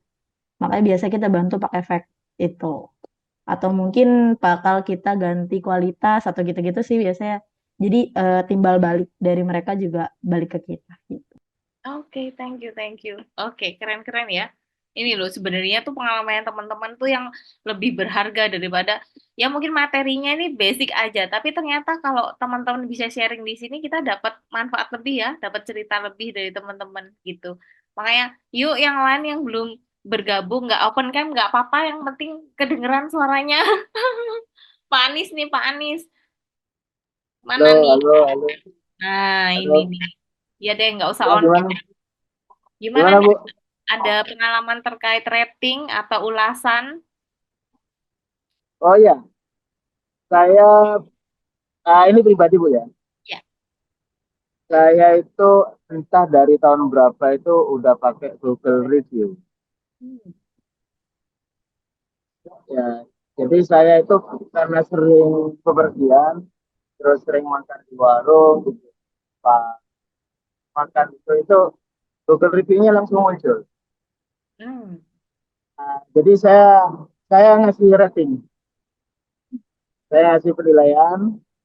eh, Banyak sih tempat bagus, banyak minimal saya puas untuk apa namanya makan atau kayak jalan-jalan ke tempat wisata atau ke hotel apa gitu, itu saya kasih rating. Tapi Hmm. pernah saya kecewa ya, kecewa salah satu rumah makan di daerah Sidoarjo itu pelayanannya lama, nunggu nunggu masak itu sampai 1 jam, tapi ternyata setelah disajikan makanannya dingin. Jadi saya pesen kayak apa ya, bebek goreng, terus sama ada tahu pong gitu. Nah, ternyata tahu pongnya kempes ya, udah dingin. Jadi Kurang menarik ya buat dimakan iya, gitu kali ya. iya. Nah itu saya kasih ulasannya jelek. Nah, nah ternyata kejadian yang kemarin, bulan kemarin, yang Upsticking itu ngasih review, itu kayaknya jadi persoalan hukum kayaknya ya. Saya akhirnya, oh mikir juga kalau kalau ngasih rating itu. Ya. Ya kan beberapa ada yang sampai ini apa sampai ribut kali ya untuk urusan kayak gitu. Karena memang benar-benar Ya, diupayakan kan karena ya keberlangsungan bisnisnya mungkin tergantung dari review juga gitu kan ya. ya. Ini juga ternyata sama seperti yang pernah saya dapat kuliah umum waktu itu tahun masih 2019, sebelum COVID itu saya ikut acara gatheringnya Telkomsel, dan waktu itu yang ngasih kuliah umum itu Hermawan Kertajaya. Ya. Ya, waktu itu sedang ingin meluncurkan buku marketing 5.0-nya gitu. Nah, beliau menyampaikan sebenarnya marketing 3.0 itu sudah sempurna karena sudah memenuhi prasyarat eh, apa, manusia itu berusaha untuk berdagang melalui usaha upaya-upayanya lah waktu itu marketing 3.0. Kemudian juga ditambahi marketing 4.0 itu sudah eh, mencakup pada lini digital atau teknologi. Tapi beliau menyampaikan sebenarnya teknologi itu diciptakan itu tidak punya perasaan, ya, tidak ada perasaan, tidak ada istilahnya sama sekali tidak mewakili manusia. Karena teknologi itu hanya dijalankan oleh manusia. Ya, mungkin bisa dibahas. Jadi teknologi itu hanya dijalankan oleh manusia dan tidak bisa merasakan efeknya. Contoh kayak tadi itu rating ya. Rating itu kan kalau manusianya itu nggak suka, maka dia suka-suka ngasih rating berapapun. Kayak terjadi pada aplikasi ojol itu kan sering. Ya. Udah dikasih layanan bagus, tiba-tiba dikasih bintang 1 kayak gitu. Itu karena teknologi ternyata belum sempurna. Tuh. Karena dia nggak punya perasaan. Yang terjadi sehingga orang itu eh, naiknya popularitas atau istilahnya kayak rumah makan atau makanan itu bisa viral itu berdasarkan like, berdasarkan bintang yang rasanya kita nggak tahu gitu loh, betul-betul enak apa enggak gitu. Jadi orang itu di masa depan kalau ingin ingin cari makanan, ingin cari hiburan, itu melihat bintangnya atau melihat like-nya, tidak langsung merasakan langsung, nah, gitu. Cari tahu Akhirnya dulu oleh mungkin, Mbak. Jadi iya, pengen iya, tahu dulu. Jadi lewat ratingnya dulu ya kira-kira. Oh, iya. kalau mau arah Sidoarjo nih makan di mana nih? Mungkin dari ratingnya di compare baru. Oh, coba mampir di sini gitu kali ya. Itu benar. Sehingga kemudian oleh salah satu ahli marketing dunia, Philip Kotler itu ingin disempurnakan. Ya apa sih sekiranya marketing itu ke depannya teknologi itu bisa dikendalikan, bisa betul-betul diarahkan untuk kemanusiaan. Jadi sehingga buku kelima marketing 5.0 yang itu juga ada Philip Kotler, kemudian ada Hermawan Kertajaya, juga ada muridnya Pak Hermawan itu di sana ditulis teknologi for humanity gitu bahasanya. Jadi teknologi yang disiapkan untuk kemanusiaan sehingga teknologi itu nggak ini ya, masih bisa arahnya itu masih bisa menyentuh perasaan manusia meskipun bukan bukan indera tapi minimal minimal itu Emosinya. memberikan kenyamanan. Ya benar, nyaman, orang itu betul-betul percaya ini rating itu betul-betul bukan bukan dibuat-buat. Nah, itu. Tapi saya belum selesai baca buku yang ini karena baru tahun kemarin saya beli, nggak sampai hatam. Akhirnya saya tinggal juga. Ditinggal pindah buku Ya, yang lain ya, Pak. ya benar. Di sana memang menyebutkan memang sudah dipersiapkan sebenarnya sejak lama itu ada namanya kan ada kayak big data, kemudian sehingga untuk kedepannya untuk marketing itu menggunakan data driven jadi orang bisa menggunakan teknologi memang betul-betul uh, manusianya itu kelihatan.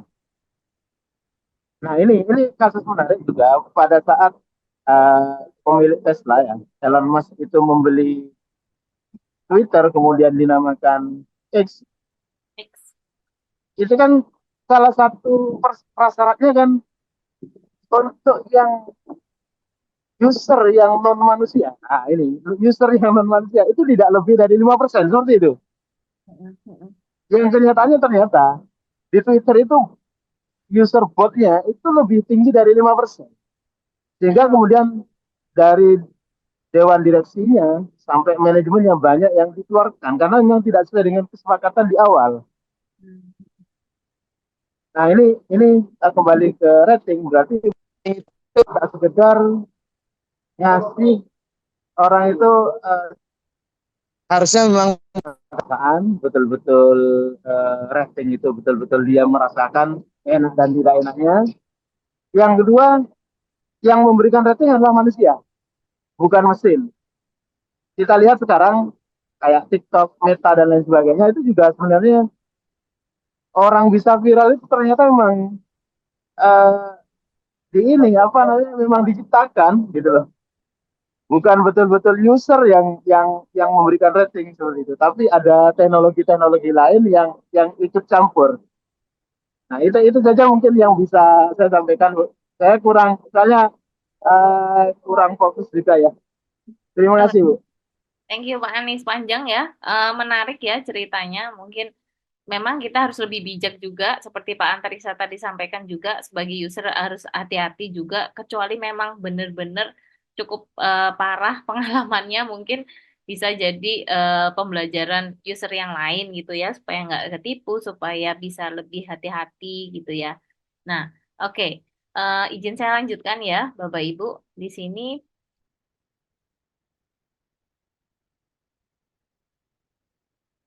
setelah kita bahas minat atau interest, kita masuk ke consideration. Nah, di consideration ini, kalau udah minat, kemudian udah mulai mempertimbangkan. Nah, di sini mereka mau tahu lebih lanjut gitu ya. Mereka sudah tertarik dan di sini kemudian tahapnya mencari informasi lebih lanjut. Apakah jadi beli apa enggak gitu ya.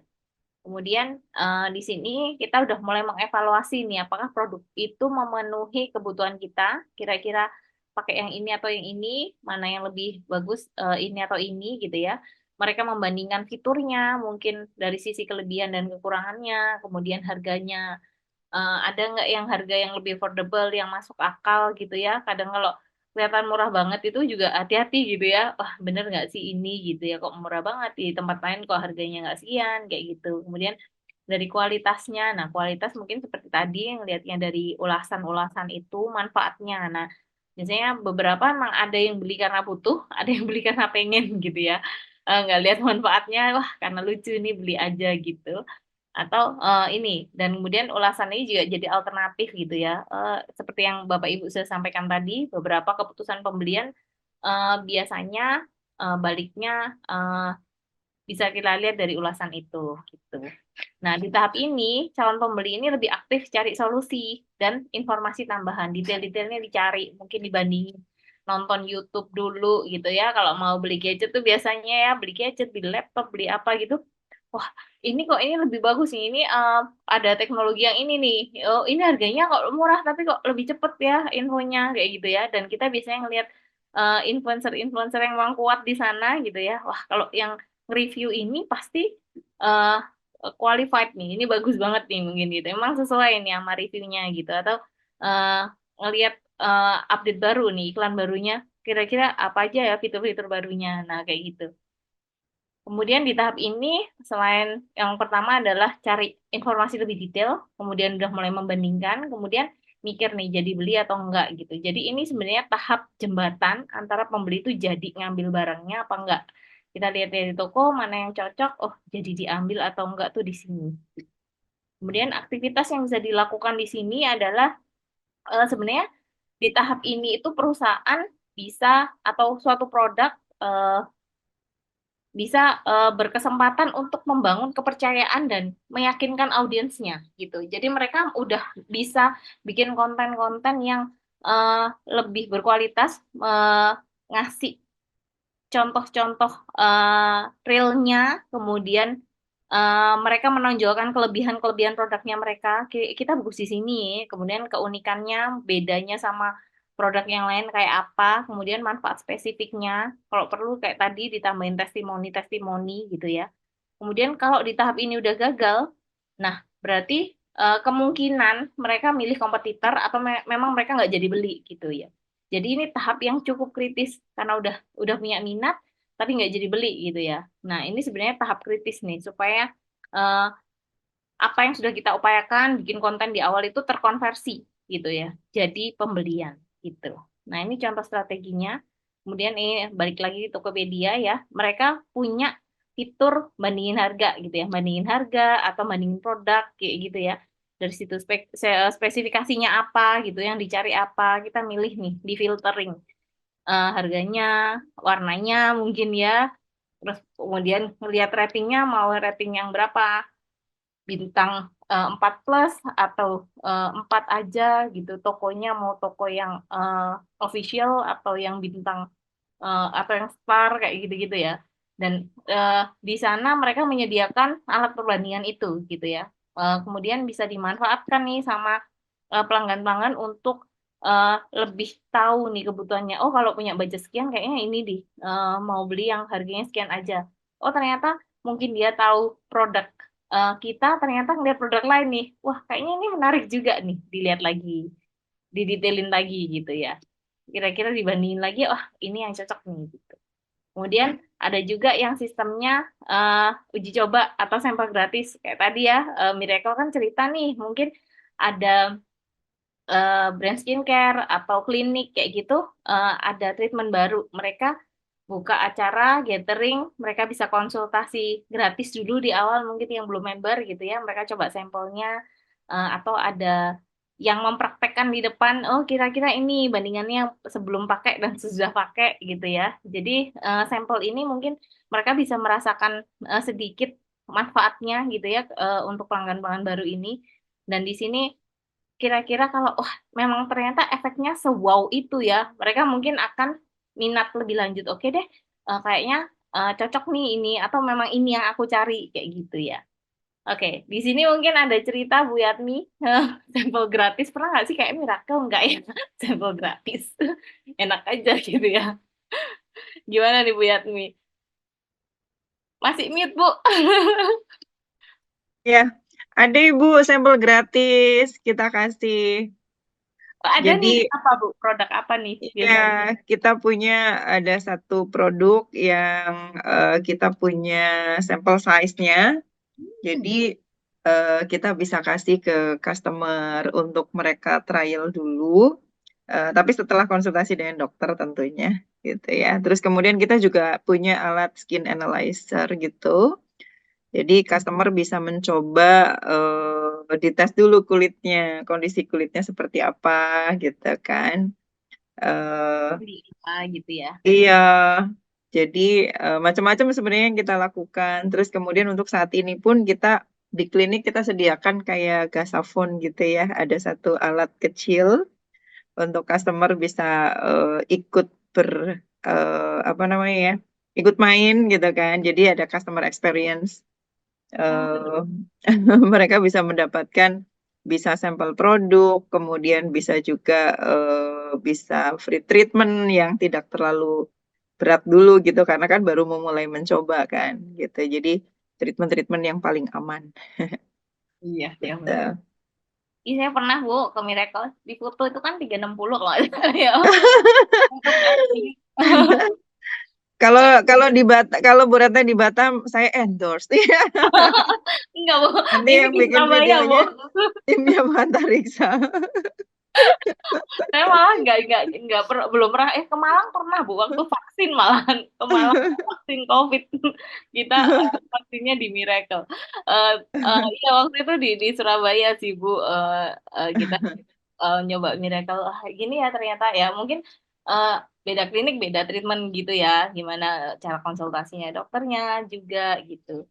Beberapa Mm-mm. menarik sih, jadi pengalaman yang cukup menarik sih. Kemudian produknya kayaknya memang eh beberapa yang ada yang responnya cepat, ada yang enggak gitu ya. Kebetulan saya kok lama ya gitu Kok ya. lama ya?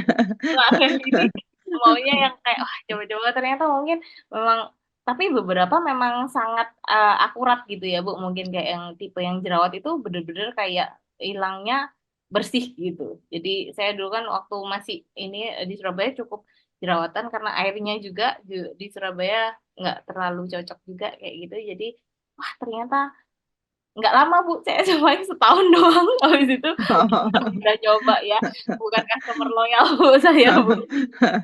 Tapi beratnya kulitnya bagus loh, glowing. Oh, efek ini Bu ini filter. Ini filter. Oke, oke, thank you Bu. Oh ternyata ada ya, ya. Ada, Jadi, kita ada produk-produk yang sampel size.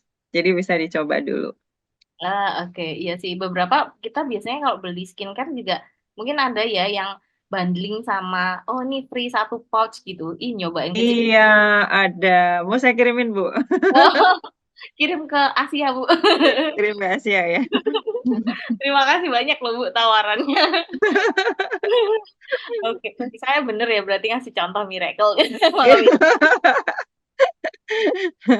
Oke, itu ya mungkin strategi yang akhirnya menimbulkan minat gitu kayak. Jangan-jangan nanti Iya. gara kita dikirimin saya balik lagi pada perawatan miracle. Gara-gara, oh ternyata ini ya Iya. beda banget ya sama dulu pengalamannya gitu ya. Ternyata mungkin cocoknya untuk umur sekian gitu, bukan untuk muda gitu kali ya. Oke, lanjut ya. Terima Ini kasih, Bu. sama Bu Yatmi, terima kasih banyak. Ya. Ini mungkin di beberapa platform yang memang mengharuskan kita punya data yang akurat, kemudian punya bukti nyata gitu ya, dan ada risetnya, biasanya mereka menyediakan kisah sukses pelanggan atau studi kasus nih, biasanya di Halodoc, di beberapa platform kesehatan gitu. Eh, kita mau tahu nih seberapa efektif program itu atau aplikasi itu atau bagaimana mereka menolong kita di saat darurat gitu ya, misalkan di Halodoc ini mereka selain membangkitkan minat untuk mau konsultasi biasanya awal-awal ya karena kita lagi cari tahu tentang penyakit tertentu gitu ya atau eh, mau tahu tentang obat tertentu gitu munculnya di Halodoc, oh kandungannya ini mau tahu dulu gitu.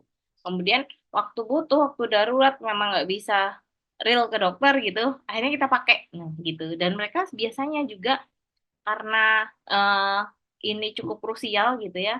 Biasanya kalau berdasarkan kalau penyakit-penyakit itu kan perlu riset ya gimana mereka mempublikasikan studi kasus gitu yang mungkin mereka sudah pernah pakai layanannya kemudian berhasil gitu ya. Dan itu akan menimbulkan referral baru gitu. Oh, ternyata memang benar ya ini dokternya ada ratingnya juga ya di sana, ada testimoninya juga ya. Em, kalau testimoni kepuasan customer ini mungkin beberapa nggak sukarela gitu ya. Mungkin bisa bantu, mungkin di endorse segala macam itu ya. Kemudian mereka juga punya konten blog yang membantu memecahkan masalah kesehatan gitu ya. Contohnya kayak, oh ini lagi eh, apa ya, mungkin pegel-pegel di mana gitu ya. Cari tahunya di Halodoc gitu. Oke, lanjut. Ini juga sebentar. Kalau ini studi kasus pelanggan, oke. Nih, mungkin di beberapa yang cewek-cewek kenal sama eh, merek ini, Bu Satya, Button Scarf. Nah, ini itu mereka biasanya awal-awal dulu limitation banget ya. Kalau beli itu eh, mereka ngeluarin produknya cuman nggak banyak gitu ya, kayak mungkin 500 piece se-Indonesia gitu ya, jadi rebutan belinya. Terus mereka punya kolaborasi-kolaborasi gitu ya dengan merek-merek terkenal ya, kayak Disney mungkin, kayak beberapa artis-artis, bukan artis ya, kayak pekerja seni yang menciptakan produk-produk kayak gitu, kemudian mereka eh, mainnya di penawaran terbatas gitu ya. Jadi memang ini dikeluarinnya cuman berapa piece kayak gitu. Jadi orang tuh udah pada rebutan dan peminatnya bahkan bukan peminatnya, penggemarnya dan mereka punya punya nama komunitas namanya Lady apa gitu. Saya lupa. Pokoknya mereka ada komunitas ibu-ibu gitu ya. Gitu di situ. Nah, sekarang setelah tahu mungkin membahas tentang minat dan consideration, dan ini bedanya sebenarnya. Kalau interest itu mereka baru tahu produknya, ya, mereka mulai tertarik. Kemudian kalau consideration mereka sudah cari tahu lebih lanjut gitu. Analoginya kayak kalau kita mau ke restoran gitu ya, kalau interest tuh lihat-lihat nih, wah ini apa ya? Kayaknya bagus nih restorannya, tempatnya oke nih gitu ya. Kira-kira menunya apa nih? Udah mulai consideration gitu ya. Biasanya di kalau di mall-mall gitu kan, di depan tuh suka dikasih meja menu gitu, biar kita lihat. Oh ternyata ini nih, oh ada menu ini, oh, yuk yuk kita masuk kita coba di sana. Jadi udah mulai masuk, mau tahu lebih lanjut dan berniat untuk melakukan pembelian gitu. Nah ini sebenarnya peran sosial media itu apa sih dalam mengalihkan pelanggan ke tahap consideration gitu ya. Mereka itu sebenarnya eh, dari perusahaan sendiri tuh mestinya bisa membagikan konten yang informatif gitu ya. Jadi apa yang mereka sampaikan tuh benar-benar real, produknya, kualitasnya segala macam. Dan mungkin di sosial media juga kita bisa melakukan survei, polling gitu ya, biasanya user testing, kira-kira mau lebih suka warna ini atau ini gitu, itu bisa polling. Kemudian beberapa model gitu ya, kita lempar gitu, oh suka yang ini, yang ini gitu ya. Jadi kita bisa survei di sana, kebutuhannya apa gitu ya, orang-orang pollingnya.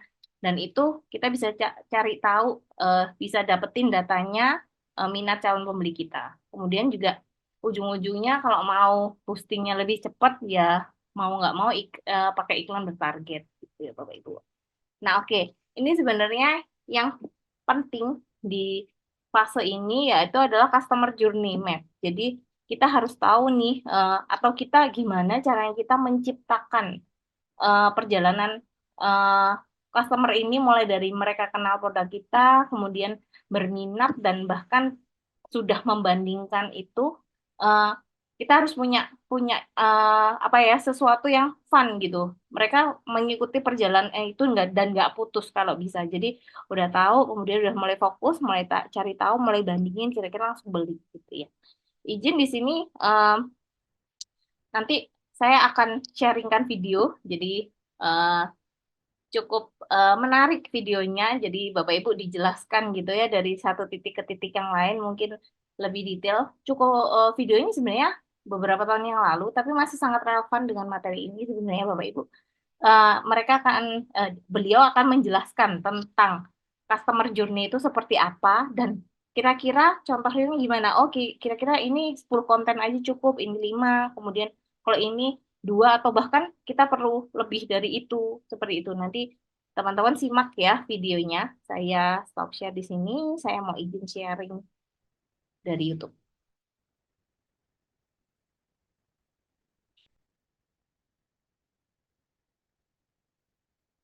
YouTube-nya di sini.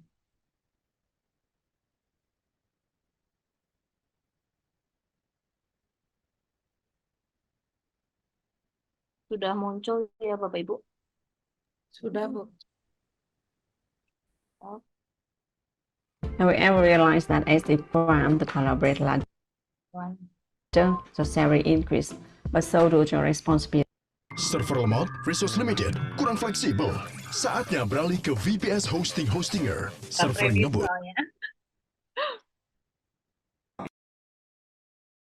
Oke, gimana Bapak Ibu? Langsung ada yang mau komen nih kayaknya Pak Aji nih. Tadi angkat tangan nggak sih? Kelihatan Pak Aji kayaknya tadi tangan. Gimana nih Bapak Ibu? Sudah siap mendesain customer journey-nya? Jadi di sini atau bahkan sebenarnya udah melakukan itu, tinggal sharing aja di sini. Sudah punya map-nya, kira-kira mau sharing atau kita melakukan apa ya, 10 menit untuk refleksi, untuk bikin planning gitu ya, untuk coret-coret, bikin draft gitu ya. Kira-kira kalau kita punya bisnis tertentu, misalnya kayak kue tadi, kira-kira customer journey-nya bakalan kayak gimana ya gitu. Oke.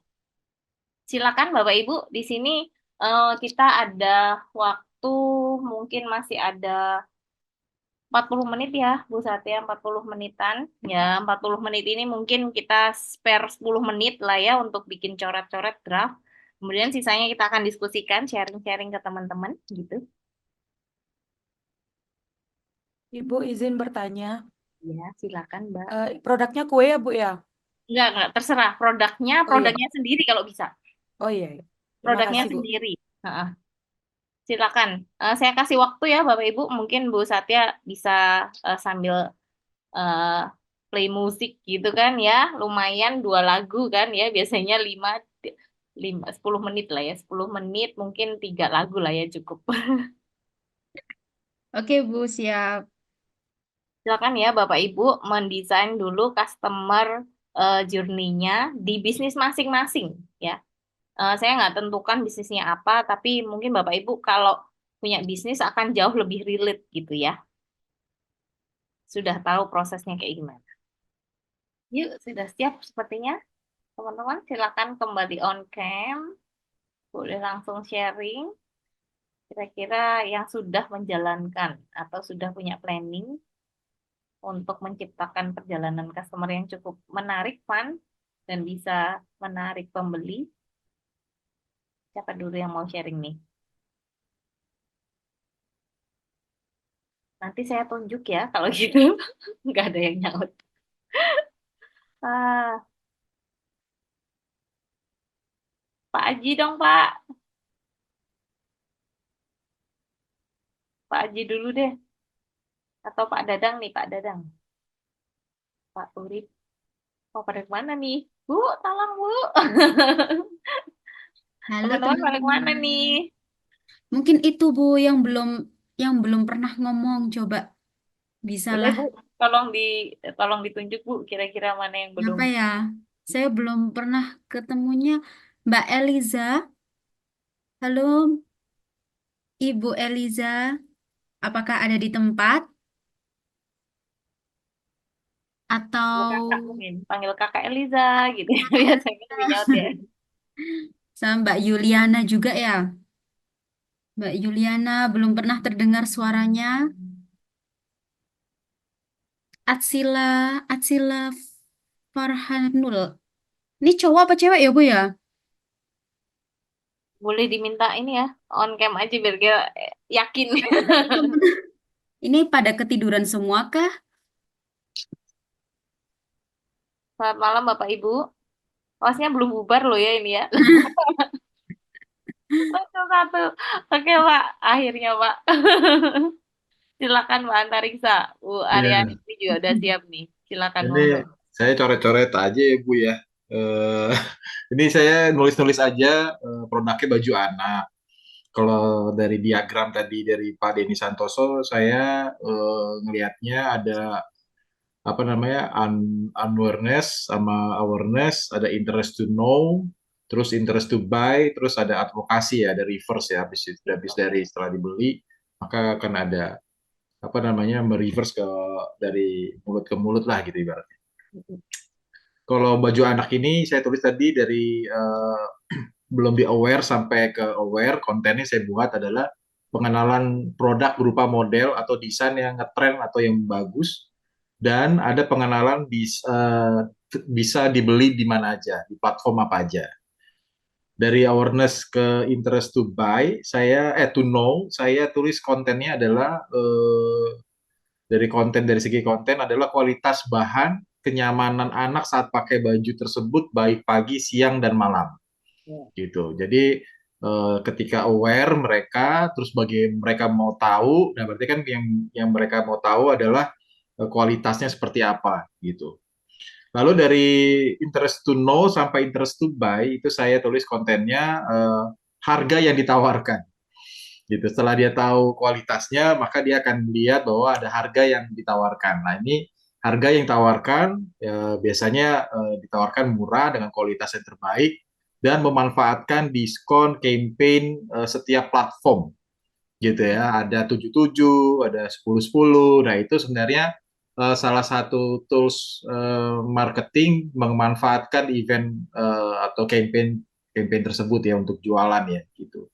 Nah, dari interest to buy sampai ke advocate tadi atau bahan apa namanya baju kita, itu ada konten apa namanya mengumpulkan review dan testimoni gitu. Jadi dari semua review, dari semua testimoni yang pembeli taruh di situ, nah itu kita buatkan kontennya sendiri gitu. Jadi ada yang mungkin ada fake konten bisa aja ya. Maksudnya dari kita dari brand kita bikin sendiri atau memang kita bisa ambil dari setiap review yang ada di platform tersebut gitu sih. Dari saya itu aja Bu. Cukup menarik, teman-teman. Mungkin ada yang pengalaman dengan baju anak gitu ya. Biasanya apa aja yang dicari di sana. Memang biasanya anak-anak suka gerah dengan model-model kain tertentu gitu ya. Ada yang gatel, ada yang nggak cocok gitu ya. Ada yang cepat panas gitu kan ya. Ada karena itu orang tua biasanya mengutamakan kenyamanan sama kualitas kainnya gitu ya. Ya. Oke. mungkin baru modelnya, atau kadang-kadang lihat modelnya lucu nih, ternyata dipakainya kurang nyaman gitu kan, sayang juga ya Pak ya memang. Oke, oke. Ada tanggapan dari teman-teman di sini? Yuk, yang lain yuk. Teman-teman yang lain yuk, biar nanti dapat nilai A nih. Dari Bu Satya ya. Dari saya. Bukan nilai Bu Satya yang nilai. Oke, Pak Dadang. Halo Pak. Gimana nih Pak? Sharing pengalaman pelanggannya Pak. Tadi sudah sharing kue nih ya. Gimana Bu? Sekarang mau sharing apa nih? Tadi kayaknya udah kirain gantian yang lainnya. Oh, gantian yang lain. Kak Aryani dulu deh kalau gitu. Atau menanggapi dulu Pak. Yang tadi baju anak kan pasti udah beli ya. Pasti udah pernah beli. Ya, Nah, kebutuhannya kayak gimana Pak? ya kalau baju bukan hanya baju anak ya, baju saya juga yang pertama pasti pakai nyaman. Terus karena kebutuhan kalau saya pribadi adalah baju untuk dilihat orang, bukan dilihat saya, biasanya pada saat Model. ya karena biasanya saya beli baju itu sebenarnya bukan buat apa-apa Bu, tapi buat kerjaan ya. Kerjaan yang lihat orang ke saya. Jadi apa namanya?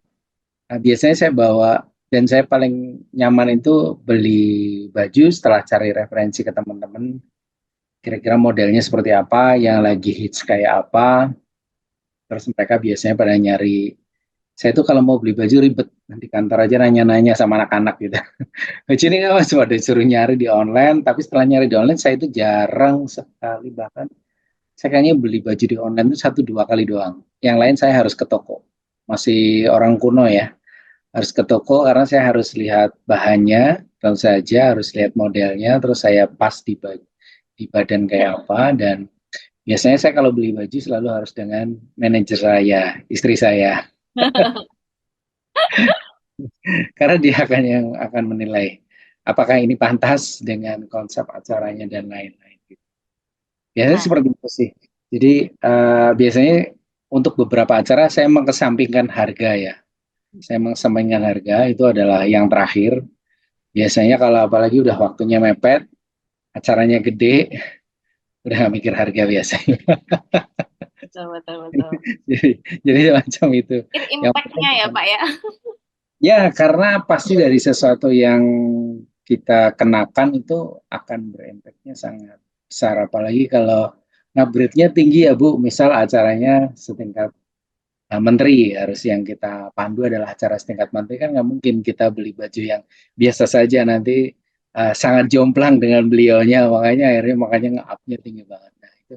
Jadi tadi benar, pasti dicari juga pasti harus nyaman ya, harus nyaman, modelnya harus pas, sesuai dengan konsep apa yang mau kita hadiri acaranya, apapun lah, mau lebaran, mau reuni, mau ke kantor atau mau buat kerja yang lain harus disesuaikan juga. Dan biasanya ya saya tetap ada nilai-nilai di luar show ya. Di luar show adalah tetap sopan sih, sopan dan nyaman, biar fleksibel dipakai di mana-mana. Terutama ya kadang mikir buat ibadah juga sih, biar kayaknya pergi-pergi udah pakainya terlalu jangkis atau nanti kerepot kalau ke masjid kan. Jadi Iya, betul. kecuali kalau untuk show ya, kalau show kan memang tidak akan dijeda oleh hal-hal semacam itu, gitu. Nice. Terima kasih Pak Iya. sharingnya. Teman-teman yang lain mungkin ada yang sependapat, ada yang kurang sependapat, apa ada hal-hal lain mungkin? Atau mau langsung aja nih Kak Aryani nih, mau share apa Kak? Ya Bu, terima kasih Bu. Izin share. Nggak bisa share screen-nya. Oh, Bu Satya mungkin bisa ini kan? Sudah, coba lagi Kak. Ya. Apa bisa? Sudah coba. Kelihatan ya Bu ya? Sudah. Iya. Baik, terima kasih. Izinkan saya mempresentasikan tentang customer journey mapping tentang studi kasus studi kasus gelang kesehatan. Nah, Untuk premis satunya, misalkan saya menjual produk gelang kesehatan yang dilengkapi dengan sensor kesehatan yang dapat memantau parameter penting yaitu detak jantung, tingkat aktivitas, dan tidur pengguna dengan desain elegan dan modis. Lalu premis 2-nya Dita adalah pelanggan saya. Kemudian sebetulnya apa sih yang dirasakan oleh Dita dalam pertama-tama dalam awareness stage itu sebelum dia menjadi pembeli atau konsumen kita. Apa sebetulnya yang menjadi permasalahan Dita? Ini kan ada 3 tahap yaitu awareness stage, consideration stage, kemudian decision stage. Ketika Dita merasakan di awal-awal misalnya kurang aktif, kemudian khawatir dengan risiko penyakit jantung, dan lain-lain, kemudian fase pertimbangan dia merasakan apa solusi yang harus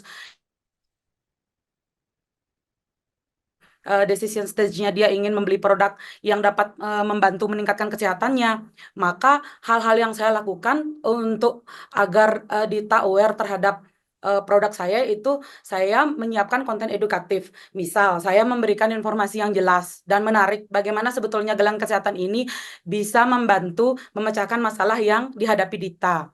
Kemudian tentu saya pasti melakukan iklan yang menyoroti manfaat kesehatan. Iklan berbayar maksudnya. Misalkan saya menggunakan media sosial dengan iklan yang menunjukkan manfaat-manfaat gelang kesehatan saya. Kemudian tahap consideration stage yang saya lakukan agar Dita aware adalah melakukan perbandingan produk. Kemudian saya menampilkan perbandingan gelang kesehatan dengan produk pesaing di media sosial. Saya menekankan fitur unik, misalnya desainnya modis. Lalu di tahap decision stage, saya melakukan layanan pelanggan yang responsif. Maksud saya agar Dita memastikan Dita mendapatkan informasi yang lengkap. Misalnya customer service agar menjawab pertanyaan Dita mengenai produk, garansi, atau pengendalian produk.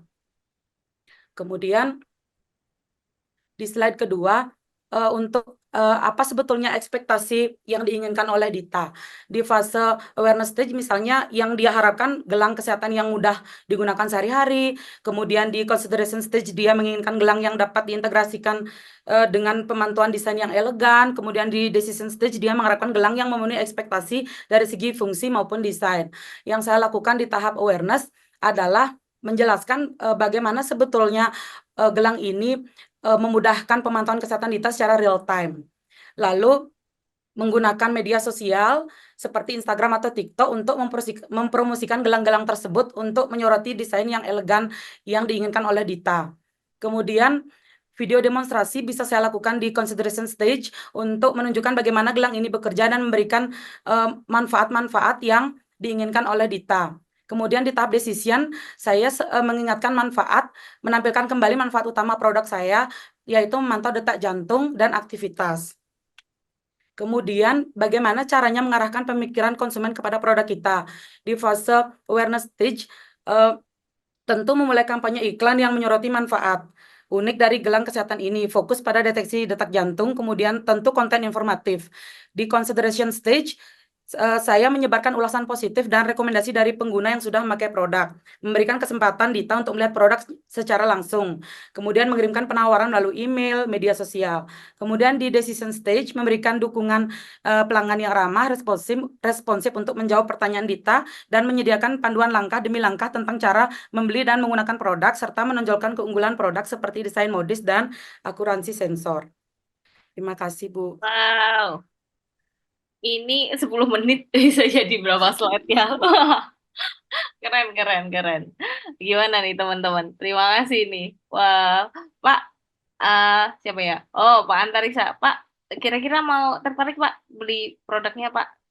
Ada keperluan Pak mungkin bisa ngecek ini detak jantung kayak gitu Pak. Di usia sekarang sepertinya perlu ya, Bu. Kayaknya Berarti tadi sekarang produknya memang khusus usia ini ya.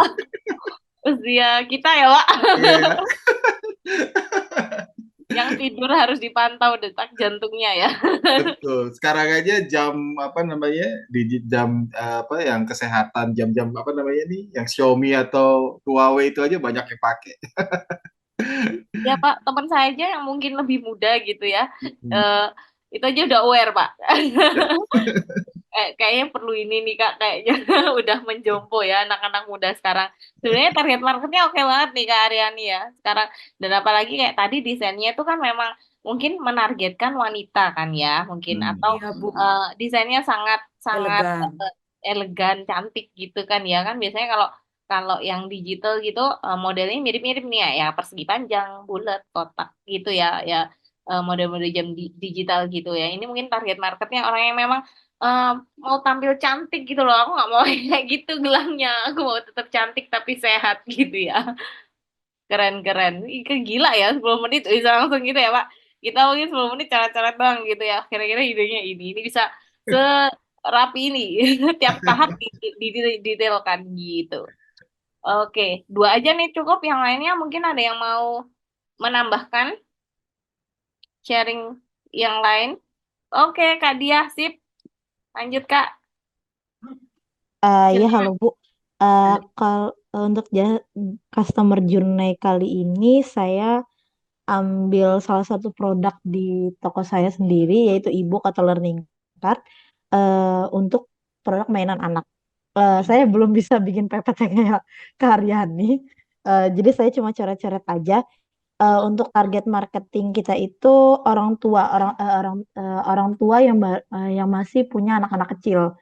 Biasanya anak-anak yang umur masih di golden age 1 sampai 5 tahun. Kalau lihat dari video tadi itu kan ada unaware sampai reverse. Saya bagi jadi 5 tahap dari unaware, awareness, interest to buy, sama reverse atau uh, purchase, post purchase. Yang pertama dari unaware ke tahap aware, saya biasanya menggait influencer ibu-ibu muda dengan konten review influencer, tutorial penggunaan, edukatif mendidik anak-anak di golden age mereka. Terus konten-konten biasanya sih yang paling sering menggait pelanggan itu konten-konten keseharian anak-anak, mulai dari keceriaan anak-anak menggunakan produk kita gitu-gitu. Jadi orang-orang bakal ngerasa interest, oh kalau misalnya anak saya pakai produk ini, nanti anak saya jadi lebih cepat belajarnya, lebih terlatih, dan juga kita ini biasanya menaikkan eh, kalimat e-book em, sebagai sebagai pengganti handphone. Jadi jika anak-anak bermain e-book, mereka bakal eh, lebih sering membaca, bermain gitu-gitu daripada menggunakan handphone. Lalu di tahap aware aware ke interest to buy, kita bakal menunjukkan video deskripsi produk. Biasanya kan customer bakal masuk ke laman produk. Di laman produk itu kita akan mendesain eh, foto produk yang menarik, menunjukkan deskripsi produk yang menarik, yang jelas, sehingga ketika customer yang ingin mengetahui perihal produk kita akan tertarik untuk membelinya. Kemudian dari tahap interest to buy menjadi buy, biasanya kita di bagian laman pembelian itu ada flash sale, ada promo gratis ongkir atau promo-promo eh, potongan persenan dan lain-lain. Lalu dari step buy ke step post purchase biasanya itu lebih banyak interaksi, seperti barang sampai, terus ada komplainan atau mungkin bagaimana cara pakai. Biasanya itu banyak pertanyaan-pertanyaan. Jadi saya masukkan di situ. Biasanya setelah barang sampai, maka kita akan ada notifikasi pesan terima kasih sudah membeli, atau pesanan pengingat untuk review, terus promo-promo untuk repeat order. Kemudian ada promo kalau misalnya review di Instagram nanti bakal dapat promo ini atau gimana gitu biasanya. Terus biasanya kalau untuk bagian komplain kita bakal arahin ke pelayanan return kita atau ke video penjelasan. Biasanya kita punya eh, tim chat kita itu punya beberapa video penjelasan. Jadi mulai dari penjelasan penggunaan produknya atau penjelasan biasanya yang ditanya komplainnya apa gitu-gitu. Jadi biar lebih customer kita lebih ngerasa diperhatikan, merasa lebih dilayani, sehingga mereka akan ngerasa, oh kalau misalnya beli lagi di sini nih, sellernya itu ini loh, perhatian sama kita, sellernya itu aware sama kita, sellernya itu ngerti nih kalau misalnya salah ini harus kayak gini dan lain-lain. Biasanya juga selain pelayanan retur atau pengembalian barang atau dana, kita juga akan memberikan mereka promo atau bonus ketika mereka merasa bahwa komplainan mereka seharusnya seperti ini dan lain-lain gitu. Biasanya sih kalau ada saran atau kritik juga kita berikan mereka bonus atau promo-promo sehingga mereka akan ngerasa, oh kayaknya kalau beli lagi, kayaknya menarik nih kalau beli lagi gitu. Jadi mereka juga akan tertarik untuk membeli produk-produk kita yang lain. Gitu aja sih, Bu. Nice, nice. Ini layanan pasca jualnya keren ya. Jadi gimana untuk menetralisir komplain juga dipikirkan gitu ya. Gimana lebih gercep gitu ya. Pelayanannya lebih care. Mungkin customer lebih diperhatikan ya. Jadi keren banget sih. Mulai dari awal tadi mulai nggak aware, kemudian pakai ibu-ibu, pakai keceriaannya anak-anak ya. Beberapa saya sempat catat gitu ya. Dan ini juga sesuatu yang mungkin sekarang jadi solusi juga ya untuk orang tua yang mungkin cari alternatif gitu ya. Mau mainan yang lebih edukatif gitu. Pak Aji, terakhir Pak, sebelum penutupan. Silakan Pak. Iya Bu. Jadi dari customer journey, saya hanya mau materi aja Bu. Kalau menurut saya sih berkaitan dengan tadi Pak Denny Santoso, memang dia penulis buku yang cukup produktif. Ya Bu ya, ada beberapa buku yang dia tulis yang saya tahu. Cuma menurut saya selain kita berpikiran terbuka, kita juga harus berpikiran kritis Bu. Begitu. Jadi juga harus ada filter. Jadi tidak semua serta-merta itu kita terima. Jadi esensinya saya setuju dengan Pak Denny Santoso, memang membutuhkan proses dan kita harus membuat customer journey itu menjadi fun. Karena yang fun itu asik Bu, dan orang senang dan ingin mengulang lagi. Tapi kalau customer journey-nya tidak fun, maka orang biasanya tidak mau. Jadi tahapannya adalah bagaimana kita bisa membuat customer journey itu menjadi fun. Bukan dari perspektif kita, tapi dari perspektif customer. Begitu. Jadi dari tahapan-tahapan tadi kita tahu dari unaware, kemudian menjadi interest, kemudian menjadi menjadi conversion, kemudian menjadi loyal fans, ya, tribe, dan kemudian menjadi advisory, menjadi merekomendasikan referral kepada teman-temannya lain, dan itu membutuhkan proses. Kembali lagi yang tadi saya tekankan di awal, hasil tidak akan mengkhianati proses. Jadi kalau proses kita benar, kita membuat customer journey itu menjadi fun, maka dan kemudian kita harus mengingatkan ada unique selling point Bu, USP dari produk kita. Jangan sama. Tadi yang dipaparkan oleh Mas Antariksa tentang baju, kemudian oleh Mbak Aryani tentang gelang kesehatan, harus menjelaskan tentang manfaat, benefit, dan unique selling point dari produk tersebut dibandingkan dengan kompetitor yang lain itu apa. Sebab kalau sama saja, orang menjadi tidak berkesan Bu, kalau sama saja. Jadi harus ada sesuatu yang menjadi nilai plus, entah dari segi harga, entah dari manfaat. Dan kembali lagi saya ulangi bahwa di pertemuan yang sebelumnya tentang produk kesehatan Bu, sendi, tulang, itu kalau bisa ada buktinya, apalagi berkaitan dengan kesehatan. Jadi bukan hanya subjektif ya Bu ya, saya merasa sehat, tapi harus ada buktinya. Sebab saya pernah ke dokter, pada saat itu dikatakan bahwa kami dokter memberikan obat itu melalui riset sekian lama, dan itu sudah dibuktikan ada hasilnya. Jadi bukan sekedar hanya penuturan dari orang-orang begitu Bu, yang menjadi sales obat, menjadi sales produk kesehatan begitu. Jadi menurut saya perlu ditekankan unique selling point-nya, nilai plusnya, dan harus dibuktikan. Jadi bukan hanya dari testimoni seperti yang dari CEO Jawa Pos tersebut, tetapi memang benar-benar ada real result, test proven. Jadi bukan hanya ulasan-ulasan yang kita tahu. Tadi saya sempat chat di kolom chat bahwa Pak Hari sendiri pun Bu, pada waktu mengajar kami dia memberitahu bahwa kalau saya ingin tertarik dengan suatu produk atau jasa, saya akan melihat review yang paling buruk dulu Bu, bintang 1 dia bilang. Nanti dari dia kumpulin dulu baru dia bertahap begitu, supaya dia mendapatkan pemahaman yang utuh.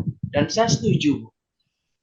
Dan kemudian kalau kita melihat bahwa kalau produk review produk atau jasanya tersebut sedikit, itu juga sesuatu yang menurut saya tidak wow, Bu, sama seperti yang dikatakan oleh Pak Tanadi Santoso, berarti tidak wow. Sebab kalau customer mendapatkan pengalaman yang wow, ya Bu ya, aha, maka dia pasti akan terdorong dari dalam dirinya sendiri, Bu, untuk memberikan review, Bu. Tidak perlu kita kasih apa produk, tidak perlu kita kasih apa-apa gitu. Dia pasti akan ingin ngomong sendiri, Bu, mouth to mouth marketing, karena dia puas. Dan jadi dari sekian ini yang mau saya tekankan adalah saya setuju dengan Pak Denny Santoso bahwa memang itu suatu proses dan harus menyenangkan. Tetapi yang kalau harus dibuat kayak 5, 7 menurut saya itu saya kurang setuju. Itu harus ada pembuktian. Jadi tidak bisa seseorang berkata 5, 7 kali, dasarnya dari mana? Kita sebagai cendekiawan harus ada dasar, Bu, argumentasi yang rasionalis, logis dan kritis. Itu saja, Bu. Terima kasih. Terima kasih Pak Aji. Kayaknya Bu Satya nggak perlu ngerangkum lagi ya teman-teman. Sudah auto dirangkum. Auto. Oke, terima kasih Pak Aji. Kita sudah dapat insight-nya malam hari ini, rangkumannya juga, poin-poin pentingnya gitu ya. Sepertinya waktunya juga sudah menunjukkan pukul 21:02. Teman-teman, terima kasih keseruannya hari ini. Terima kasih atas waktu yang disediakan, diskusi bersama, kemudian semoga bermanfaat untuk mungkin bisnis Bapak Ibu sekalian, mungkin aktivitas di perusahaan Bapak Ibu juga. Semoga nanti next materi juga kita bisa sharing-sharing. Teman-teman yang belum sharing, tolong ini di-keep dulu, ya kan? Nanti mungkin bisa dipakai untuk contoh minggu depan, gitu ya. Oke, sekian dari saya. Saya tutup. Wassalamualaikum warahmatullahi wabarakatuh. Selamat malam. Selamat malam, Bu. Terima kasih. Selamat malam. Kembali Bapak Ibu. Makasih, Bu. Terima kasih banyak, Terima Bapak Ibu. kasih. Kita bertemu lagi minggu depan. Terima kasih banyak. Izin live ya, Bu.